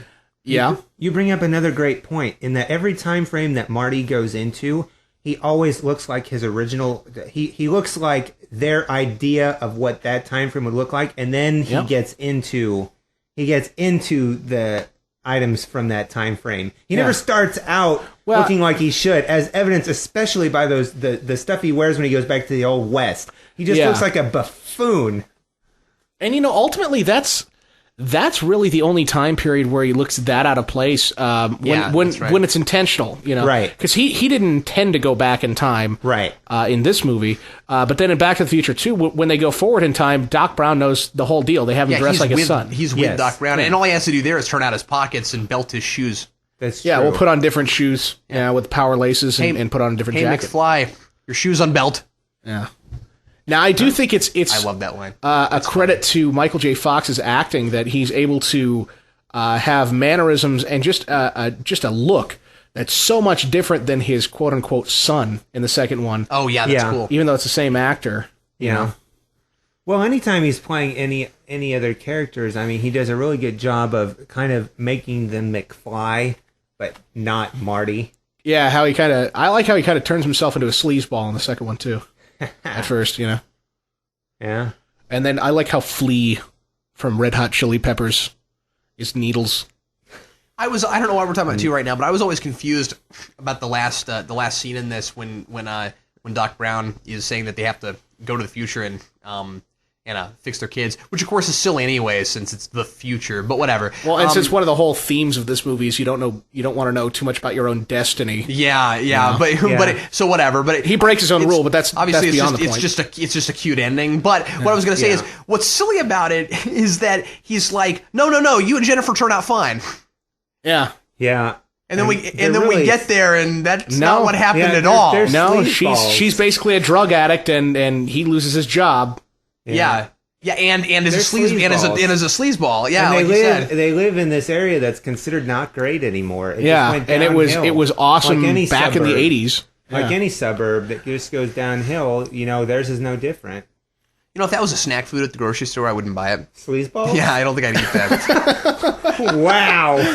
Okay. It sounds Well, gross. that's I'll interesting. eat some sleazeballs. Sounds greasy. Yeah, it does sound greasy. Not just like oily, but It's not quite as greasy as grease balls. straight but, up close. greasy. Well, that's the thing is that Greasy. Like right. they ooze. Like you Yeah, pick them like, up, they're a like little greasy with a Z. It's- Grease. Yes, exactly. But no, you pick up you pick up the It's so slick you can't even sleazeball. say the S. Well, clearly, instead of cheese with cheese balls, they just use sleeves. So they're Yeah, sleaze balls. yeah, sleaze balls. Well, you yeah. pick them up whatever and that they're a is. little bit spongy. Hang on. He's about to make out with his mom. Oh, yeah. We can't miss this part. And Oh, you're right. It is the bottle. And they- I Yeah, totally yeah, it is. just, oh, And wow. they Dude. told him, and the studio said they weren't going far enough. yeah, exactly. Not far enough. It's ridiculous. You know It's what? Totally, it's just as far as you should go. I don't think. But here's the thing: if Disney It's had like kissing taken my this, brother. if Disney had taken this, I don't think they could have made this movie at all. No. like it would have just. It would have been an tanked. entirely different movie. Oh, you can tell that Leah Thompson doesn't actually smoke. Oh, how? Because of the way she holds it? No, not even because of the way she holds it. She doesn't inhale at all. Oh, yeah. She was smoking a cigarette like a cigar. Yeah, that's a standard problem with people who don't smoke. I mean, the easy way Yeah. that I found with Are actors you in film complaining that school- an actress doesn't know how to No, smoke? no. There's an easy way around it. I was telling people in complaining. film school when I was directing stuff in She film should school. smoke 2 packs a day so she's a better actress. No. then she'd You sound just like tell them to this. exhale through their nose because the nose and the mouth are connected. They don't have to inhale, but they still look like they did. That's the easiest way around You that. just mean the director should be a smoker so that he knows to tell her how to smoke. No, the director should understand basic human anatomy so he can tell them how to fake it. I was just. Isn't this kind of like around the time where they? Well, I guess that was kind of Prop later, but cigarettes don't have nicotine anyway. They eventually didn't know decided that. against even But I guess that putting makes any sense. sort of smoke on You might have screen. You might have to play a smoker even if you're not one, and you'd hate Yeah. to make someone addicted. I'm to not a something at their smoker, job. but I play one on TV. on TV. Well, yeah. like, think of all the movies where Edward Norton smokes. And he's I probably haven't not a seen smoker. too many Yeah. Edward Norton movies, but okay, Yeah, like Fight Club and stuff saw like that. that yeah. one. Yeah. Yeah. That's true. Yeah, it's weird. He smokes a lot actually in those movies. In Yeah, movies he's in. sure. Yeah. Yeah. I like Edward Norton. I guess I can't guarantee that he's a non-smoker in real life, but I kind of assumed.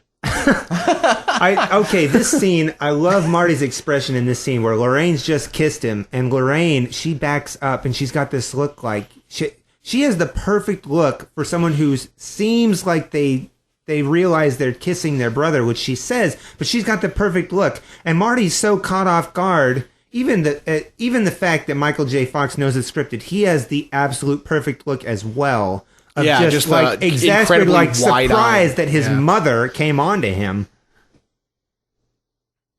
Oh, he's going to take it out of him, is he? He's going to throw him to Yeah, his thugs. take it out of his mule.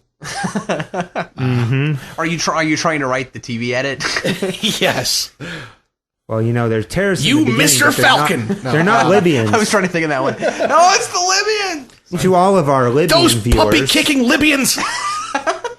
to all of our Libyan viewers, I'd like to apologize for the use of Libyans in a terroristic Right. fashion. I'm sure we have a lot. Hey, of those. Zemeckis did that before me, so what are you going to do?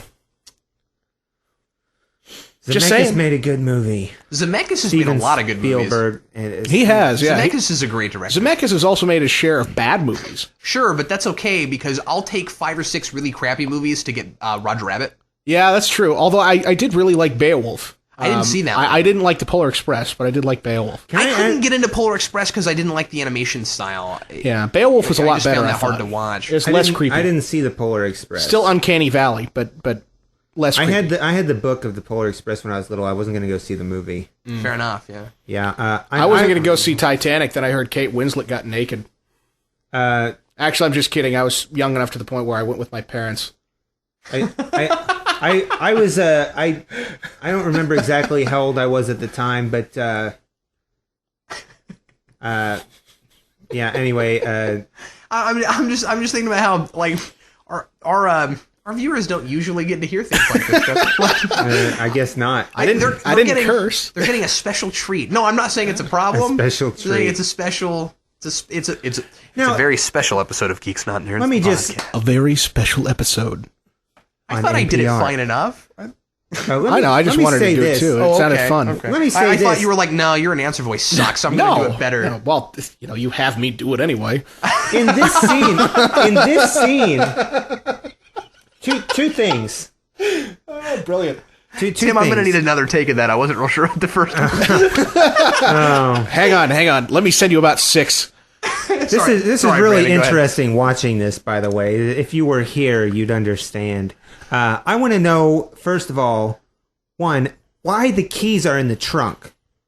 What could have possibly possessed them to set the keys there, leave them there when they're all sitting in the car with just the Yeah, trunk why open? was the trunk open to begin with? Another thing It obviously had a light. Yeah, Another and they thing- couldn't have been getting equipment out of it because they've been playing for quite a while already. Yeah, there's no reason. As far as the risque nature of this film, Biff is straight up trying to take advantage of Lorraine in that car. Straight up. Yeah, they don't. Try- They don't go far enough. Yeah. They- He's but he's that's- straight up that's attempting pretty- to rape Lorraine. That's pretty. That's this movie. That's That's about as far as you could possibly. And as a take. result, Yeah. I mean that actually makes this scene where George McFly punches him out a lot more powerful. it does For It really many does, because reasons. he actually. But we get that- to then it see makes sense how why he Lorraine would saved fall her. in love with him, yeah. Right. Plus, we get you, to you need see- that much at stake in this scene. That's important. Yeah. You do. And, It doesn't make really any took- sense at all why they would go into the dance at this point. in the original Because she would be too sequence- shaken. But In the That's a good point. But see- sometimes people's brains are a little different in movies. This puts power behind it. You see, in the like they in the know the original right- sequence of events, she felt sorry for him because she'd been hit with the car. In this sequence of events, this is no accident. This was just straight up, just you're gonna do this, and it just works. right, yeah, it's not bad at all. Hey, thunder rumbling. Okay, I just wanted to triple check the recording there, but I've had worse things happen. Well, I am taking care of the technical side of things, gentlemen. Yeah, that's the only reason he's here. But Tim, I was no, I'm kidding. But I was going to say, Tim, we're like 15, 20 minutes before the end of the movie. It'd be a little late anyway, wouldn't it? Like, Well, yeah, but at least then we could stop and reset, whatever. If they can't kiss, they can't fall in love. Come on, Jay. Follow the logic of the movie. I'm trying, but I also have to. Now, talk here's to the you. interesting thing about that guitar. This is 1955, right? Uh-huh. To my knowledge, and somebody correct me if I'm wrong, please, humbuckers did not exist in guitars at that point. I'm sorry, I'm not familiar with guitars. What's a humbucker? Humbucker is the gold things, the things that pick up sound. Oh, they had okay. single coil pickups, Wow. and they had P90s, which are large single coil pickups, but those are humbuckers in that Gibson. By the way, I was That totally Gibson ES335, incidentally. I was totally kidding when I said that we only had you here for your technical side because we also needed you for your expertise in guns and guitars. I'd just like to say that you're reading too much into that guitar. No, I don't think I am. I think it's I think it's an I'm only anachronism. kidding. I think you make probably a valid point to someone who's paying attention to that. But I'd like to ask you a quick question here. See if you can answer this for me. Is Marty McFly fading from the head down like his photograph? No. Okay, so when he starts to fade out and his hand starts to go through the guitar, as Does we're about anyone to else see, see that? as we're seeing, yes, Pete. Does anyone else see that? But also, how is he still holding the strap on his arm? Wouldn't it just start to go through him, much as his hand starts to go through the guitar? If he's fading out of existence. But it all depends on how he's fading out of existence. And of maybe course, it's how light is reacting to him Is it from first, his and then it's how matter is extremities? reacting to him. Maybe so, but that goes back to the Higgs boson and the Heisenberg compensators. of course, just to put this into perspective, that's naturally mostly just there for the sake of the audience. But yeah. It is. Right, of course. right. And, the photograph was taken in 1985. Maybe he would have actually faded out of existence 10 years from then. Why wasn't he fading out at the same time his photo was fading out? Well, it also At the same rate. because the photo is 30 years in the future. But so is Marty McFly. No, Marty McFly is existing in that time frame. Why did he have to fade out at all? He is existing at time frame, but so is the photo. Well, yeah, the photo itself But is... they're both from 30 But years they've in the well future. established during the series that newspapers and photographs tend to be indicative of if things have changed. Whatever time period they are, they reflect the time period in which they were originally created. Not necessarily people or things, as referenced by the fact that he was able to actually have the hoverboard back in 1885. Yeah, but all that's really just a device. I don't think you can really talk about it scientifically at all. I mean, really, I don't think so either. really. But- I mean, if you caused something in the past to make it to where you were never born, like it's not like two things are actually happening simultaneously in different time periods because time is I think it'd be linear. One happens before the other one. But here's the so thing. you would just disappear. Here's the other thing that gets me. instantaneously, right? Okay, if they're paying Which would mean attention... he would have never been in there in the first place at all anyway. If they're paying attention to the many worlds theory of quantum mechanics, the problem is whereby... we have to watch a movie in order. For those unfamiliar, the many worlds theory of quantum mechanics indicates that any possible action, any possible outcome creates a new parallel universe. Yes. Therefore, They're constantly switching time frames. Just the fact that he went back in time, Oh, I see. What you're created saying, a new timeline. but Right. on that note, he's not actually, if you look at that, he's not actually traveling through time. He's merely shifting universes because in the parallel universe theory, everything that has happened has yet to happen. Right. There's another instance in another parallel universe where it hasn't happened yet. So he's merely jumping to the universe that it hasn't happened But yet. he would still have. But the problem with that is that would mean that in the universe, if he doesn't actually time travel and go to another universe, that would mean that universe reset itself to 30 years early. No, because that universe that he's going to hasn't gotten there yet. Well, I mean, I don't think that the filmmakers had a very solid understanding of the many worlds theory of quantum mechanics. No. But the fact that they delved into it at all, why does his hand have to disappear? It's only to create a sense of danger for him, Yes, right? of course. It is. You know, it's is. just a mechanic for the filmmaking, for the And storytelling. as far as the story goes, It's only very loosely she a doesn't science fiction know. film, right? Yeah, but they don't even have to have his hand disappearing because he exists in that time frame. Therefore, he will exist in that time frame. Right, Yeah. but as far as the story goes, this is what I like is that she's not. She mentions the fact that she knew nothing of the fact that they were going to be together for the rest of their lives until they kiss. Yeah. So the fact that he starts fading out when the guy takes Lorraine from him, Yeah. and then it's uncertain to us whether they are going to get to kiss. Another thing about the music, incidentally, you could definitely hear a solid shift in the guitar tone when he went into the whole Eddie Van Halen thing. Yes.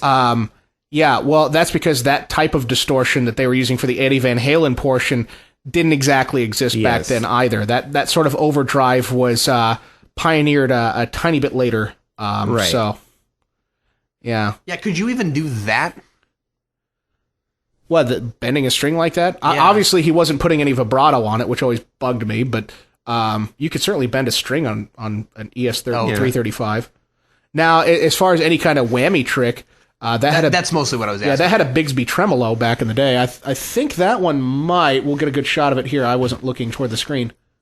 I'd like to we don't say, get another shot of it. I'd like to say I really like how they didn't bother to make Strickland look any different. No, that's just hilarious. I It always is. like that. It's like the more everything changed around Marty. Really? Because I thought that he had a stays little the bit more same. hair in 1955. but No, not much. Not at all. No, not at Not at all. all. That's Because why I said, did that guy that's ever the, have hair? That's the mainstay, though. Yeah, he says, did that guy ever have hair? But that's the mainstay. The more everything changes around Marty, the more that stays the same. That Yeah, but I ties thought he was everything. bald as a cue ball in 85, but he had like a little tiny bit of the Captain Picard thing going in 1955. I thought he had the Captain Picard thing in both places. No, I want to say he was This bald. conversation's hilarious. I want to say he was like bicked. He was like completely bicked in 1985.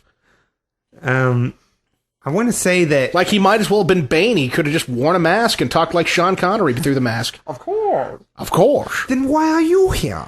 Now They I give you travel through permission to time. travel through time. He didn't sound that much like Sean Connery. I read a review that said that some guy in a newspaper was like, yeah, Bane sounds like if Patrick Stewart was trying to do an Ian McKellen impression. Oh, Yeah. that's actually really good. Nice. Yeah. You know, He Tim, said, Tim, "Oh, when I you just start- missed it. Sorry, go ahead. I just missed it." That's where she reveals. She goes, "Marty's such a nice name." I don't remember how Marty revealed to her about the name Marty, and then she not be confused about the whole Calvin Klein thing. Double swear. Yep. Which is always funny. I do love the look of that. It looks like the same car from the Karate Kid. Oh, Yeah, that Miyagi gives to Daniel-san. Boy, I haven't seen that in so long. Yeah, it neither. looks like the same one, and that was a convertible too. So Was I it? wonder if it was the same prop. Because they reuse props in movies all the time. But was it Universal who did the Karate Kid? Oh, God, I don't know. I don't either. We'd have to look that up. It could have been from a prop house. They might have just leased it. They do that with machine guns all the time. Maybe. In fact, the interesting thing about the guns is that California, for having the strictest gun laws in the country, has the most machine guns per capita. Because of all the prop houses. That makes sense. I never thought about that. Yeah. Again, guns and guitars. All right. Totally. Look where he's setting him back, 135. He's sending him back at 135, and it takes him at least, what? If he's sending him back at 1:35 in the morning... That's 20 minutes after he... That's 20 minutes after... But he resets the time because he's like, I've got all the time I want. I have a time machine. Right. Yeah, that's so we need to right. see what time that is. I want to see what time that is. Yeah, the whole thing is that he wants to go back early so that he can save. How does he know life. 7 minutes and 22 seconds? Is he making an assumption or what? Yeah, who knows? Good Lord. He's just thinking that he can get there, I think. And besides, it's not like they exactly had wide access to atomic cesium clocks back in 1955. Yeah, you can't get those in every corner drugstore. What, cesium 133? Something like that, yeah. Tim, I was going to mention a minute ago that I always really liked that Emmett Brown takes a look at the picture that they're still together and he thinks about it and he's like, we might have changed some stuff. Like he actually figures that out, and then he goes like they set that up. Yeah. This movie is really good at setting stuff up. I mean, that's true. It does the bowling effect better than I've seen. In a lot In of fact, movies just to make this clear for everybody listening at home, we may be complaining about a lot of nitpicky stuff. True. I love this movie. That's why I thought about it. Yeah, this is what you do. When absolutely love when it. you're talking about a movie for 2 hours. Yeah. Well, this is different than a review. You know, a review you wouldn't do. I've thought about true. this stuff for years. Yeah. I've watched this movie countless times. It's just fun to talk about it. It's fun to talk about it. This movie is always a I mentioned wonderful Alan movie. Silvestri back at the beginning when he saw his when we saw his credit, but listen to the score here. Isn't it just great? It's a live orchestra. Yeah, because back when this movie was being produced, they thought, do we want to have a synthesizer score, something like a pop music score, or do we want to do a big orchestral score? And Zemeckis went to Alan Silvestri and said, hey, we want you to really open this movie up because it was all shot on a back lot. They had to dress up the entire town. So it being so closed off, if you had such a closed off score. It's not a big movie, but it sure feels like it is. Exactly. But you want to know what's really great about this backlot, since you mentioned the backlot, is that this backlot is recognizable as the Back to the Future backlot in any other movie that utilizes this lot. Yeah. Even when they redress the clock tower and remove the clock. Was that one of the backlots that burned down? Where else did they use this? Just find that out. Where else did they use this? You know what I'm talking about? During the writer's strike in 07? I can tell you that they used this in Bruce Almighty. Did they? When he's like creating the storm, and it's like an homage to this. He's creating the storm, and he's running through the center. I'm gonna have to watch that again. Now that I've seen that a lot of times, it's cleared out, and he's creating that storm. It's totally an homage to this. Well, and when he's walking down the street, you can kind of tell it's that. Yes, Yeah. I never thought about it until just now. Good point. That's one of my favorites. But there's conflicting reports that I found. I've heard that part of this lot did burn, like part of the old-fashioned city side of it, not the clock tower itself. But I've never found conclusive evidence. Yeah, I know a lot of the back lot at Universal. Which is so sad. I think that was the back lot. Yeah. It was so sad. And it was just after Joss Whedon shot Dr. Horrible. Yeah, well, you know what else? He shot it there, and then like months later, it was gone. You know what else I really like about the fact that they built this backlot, they built this town, and they did the same thing with My Name Is Bruce. The Bruce Campbell movie. They built that on Bruce Campbell's property. Okay. But both of those are instances where it's just a great throwback to the old days of filmmaking, where they had to build entire cities. Yeah. And they would build period cities. And they had these huge budgets for sets because they had no visual effects. They did it in to Batman. speak of. Well, that's one of the things. Did they did? They built a lot of that in Batman, but there's also a lot of miniatures in that too. So. They make tremendous fun of that very practice in Blazing Saddles. Yeah. They make a huge poking fun at that. But I love that practice. I think it's great. I mean, it's like, hey, look, when you have a real we created backlot. this bustling town with these extras and a little bit of plaster, and the Truman Show did a great job of pulling the lid off of that as well. Yeah, I really like that one. Yeah, that's true. I mean, it's great to go location when you can. I mean, now with this, why did he shut the car off? Why did he shut it off? The starter's the problem. Why did he shut it off? I don't think he's realizing that does he know the starter's not working right? Yeah, that was mentioned when he first, when they first came upon the DeLorean. It's like this, there's some starter trouble. Says that. Yeah, but it also says that the rotogens are out. Yeah. So why doesn't he just leave it running? It's not like he doesn't have enough gas. That's true. That's totally right. Marty, you idiots! And that makes it's like there's that really is kind of a problem, isn't it? Where there's kind of a couple of like false problems. 124. Okay, that makes sense. Just for the all right, that makes sense. There's some stuff here just for the sake of drama, right? Where it's just sort of like we've. Oh no, he didn't. The car died on him. The car just died. Yeah, but it's less likely that it would have died had he kept it running. Well, no, he's saying it was running and it just died. He got back in the car and it died on him. Yeah, okay, because the RPM. Oh, okay. The RPMs went down. Yeah. Never mind then. Forget everything I just said. Forget everything that I just said, too. I'm obviously an idiot. So Captain Logan does not approve this message. But I just want to say that it couldn't be the start. The issue, here's the thing, is that the issue that they have with it, he gets it to start by honking the horn. It lends it to a battery I just had issue. a great idea. How much of an impact do you think that plot point had on DeLorean's selling in the marketplace, because their build is unreliable cars at that point? I don't know that people really looked into that. But do you think that they put that in there because they already had the reputation of being unreliable? No, I doubt it. Because this then such a big movie with such a big plot point being stemmed around the fact that your car is unreliable. When you hear anything about DeLoreans, even looking up the old articles, you won't find anything about that. Wouldn't it be great if they put out commercials for the DeLoreans? I mean, were they still making DeLorean during this? There are commercials for the DeLorean. No, but what I was going to say is, I know, but I was going to say something. Wouldn't it be great if they made a commercial for the DeLorean after this? Yeah. Where they were like, our cars work just fine as long as you don't go back in time in them. Uh-huh. Right. Yeah, it's like we don't have a Flux dispersal in our warranty. The only reason the starter didn't work was because it went back in time 30 years, and I'm pretty sure you're okay. I'm actually a little bit surprised that the DeLorean Motor Company didn't make them put in a line like, "Hell, well, I've wanted the warranty, but at least I put a time machine in there." Or something like that. That's a great Christopher Lloyd. Okay, now do Christopher Lloyd as Commander Cruise from Star Trek 3. 1, 2, 3, go. Get out of there!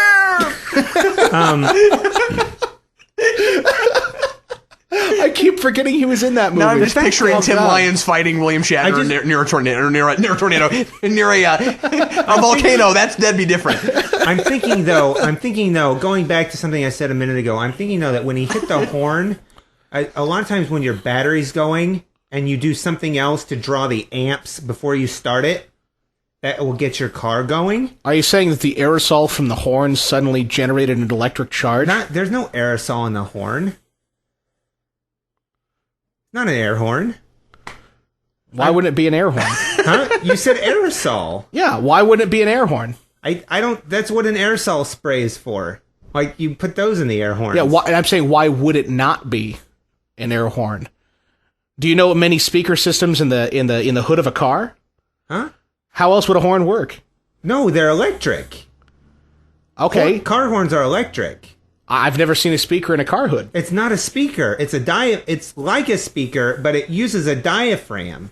It's no aerosol. A speaker uses a diaphragm. This is true. Aerosols would run out. Aerosols would run out. You actually have a vibrating piece of metal over an electromagnet in a car horn. I've had car horns run out. My old Oldsmobile from 1988 They break down, but there's no aerosol in there. Yeah, but it started to go long before it broke down. Well, I guess I don't know the technology behind horns. I'm just thinking of logic and reasoning. It draws amps. It definitely draws amps. And I have actually started a car by running the lights before, never by honking the horn because I never thought about it. But that lends itself to a battery issue and an alternator issue more than a starter issue. I guess I've never tried to use a car horn when a car is completely dead on battery or anything either. You could be right. Not when it's completely dead, but when it's... Tell me if I'm wrong. Put it that way. I hope somebody leaves a comment and tells me just how long these guys talked about car horns. Because Hey, you know, we're That's back in awesome. 1985 now. why? That's Because they a didn't really have helicopters awesome in segue, 1955. actually. They didn't have those kinds of helicopters. Yeah. It's a no, really I- awesome segue because Yeah, it is. because they just fuse the light itself, and then you're the clock tower itself, and you're looking at it, and you're like, okay, he's looking at the clock tower, and then here comes this. Great sound design too, because obviously you would have been able, if they were recording that practically and they had that sound coming through that speaker, you'd have been able to hear it before they panned over. That's right. Okay, he's now at 125. I might add, he just got back at 125.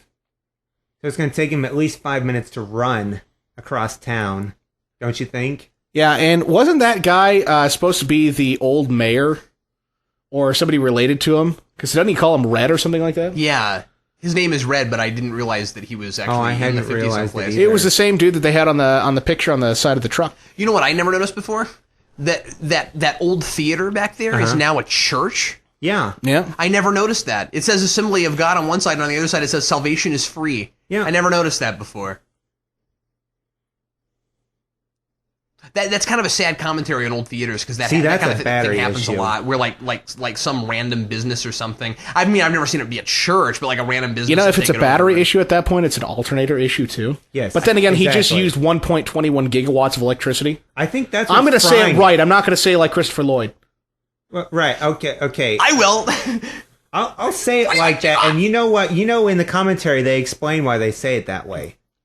Actually, I don't remember that, but I have watched it with a commentary. The commentary, they explained that at the time, gigawatts was a relative. Okay, the 133 gets it at 133.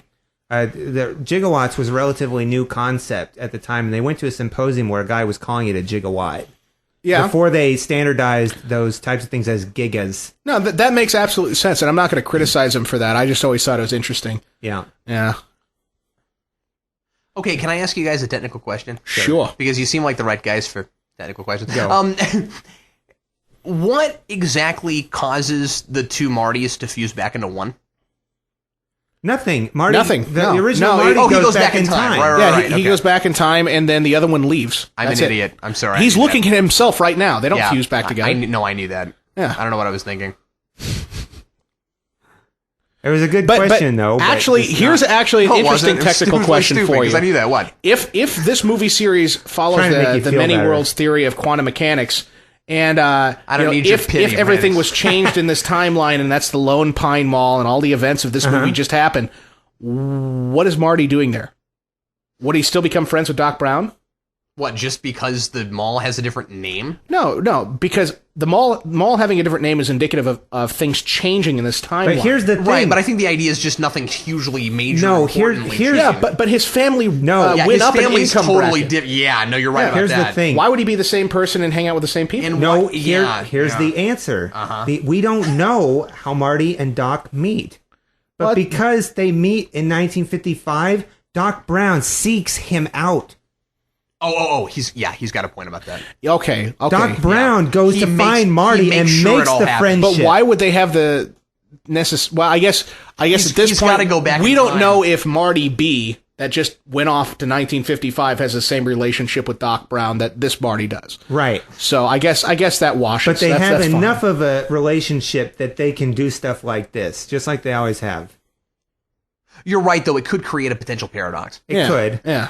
You're right about Marty that McFly- because if the other one that just went back Well, has no, a that- different kind of relationship you know, with him, going with then when he goes back, they might not have the same kind of conversations Yeah. they had, and that might change how the present happens. And so the- it could be a paradox. And the interesting thing is that the many worlds theory actually is it's a paradox reducing or paradox paradox reducing time code, as it were. Oh, that's good one. Yeah.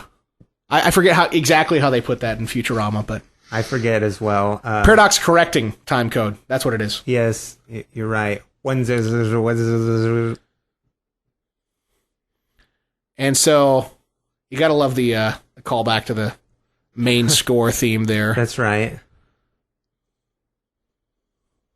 it's hard not to just sit here and watch this, you know? Yeah, It is, no, this but is a great movie series. And this is especially a great scene, but you think it's kind of ending. You would think that might be the end of the film. Well, kind of, but that would be a terrible ending. Another thing, okay. because you've Marty's family moving up an wanna income know. bracket. It was shown in the second movie that maybe his family doesn't live in the same place. That's Why would true. they necessarily live in the same place in this timeline? That's a great point. There's no reason they would. Yeah. I mean, obviously the house is a bit nicer, but his room looks more or less the same. Yeah, that's a really good point. When in the future he goes back and they don't. But of course in the future they couldn't live in the same place because they're rich. Even the same sports poster. The rest of Yeah. the house is different. And is that a Kramer amp? A what? I'm sorry, I wouldn't know. I was looking at the guitar amp in the background. Oh. I couldn't tell if it was Crate or Kramer, but it was some sort of practice See, amp. the rest of the house has changed. Kramer was Marty's big in the still the 80s. same kid, but the rest of the house is all much fancier. You know, Tim, when I hear you talk about music equipment, I understand what people go through that don't know Star Trek that listen to me talk about Star Trek. I guess you're right about that. Why would the rest of his family still be living there? You know, his brother has a job at an office. Why would he be there for breakfast? Does he just make a habit of going to his parents' house for breakfast all the time? You know what I mean? It's because they're paralleling, Tim. I understand it's parallel structure, but you know, if we've changes to the timeline here, I want to nitpick a little bit. I love this movie series enough to think about it and overthink it and nitpick it. Can I ask you a question? Sure. Is it possible to make hydrated pizzas? You mean dehydrated pizza? Yes. I'm sorry. Yeah, you can take all the water out of a pizza, sure. and then put it in the oven, and then it pops out, and then it's a full pizza.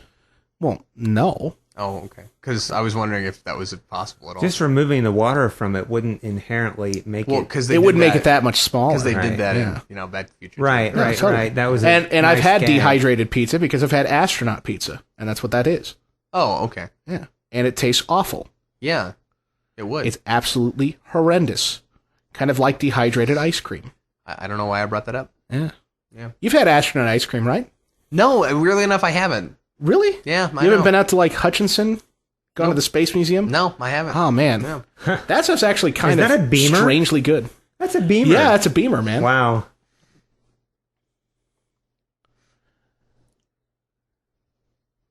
Don't con me, Biff. Why would he have anything to do with the guy who tried to rape his wife? That's a really good question. That is, well, he's showing it the comeuppance at least. Well, yeah, no, that's what the movie's doing, but That's true. the dude tried to rape his wife in high school. Man, yeah, you're absolutely right. Straight up, and I mentioned that. I'm like, he's totally just about to just tear in. It's a polite way to put it. I love the touch they added to the scene that they reshot at the beginning of 2.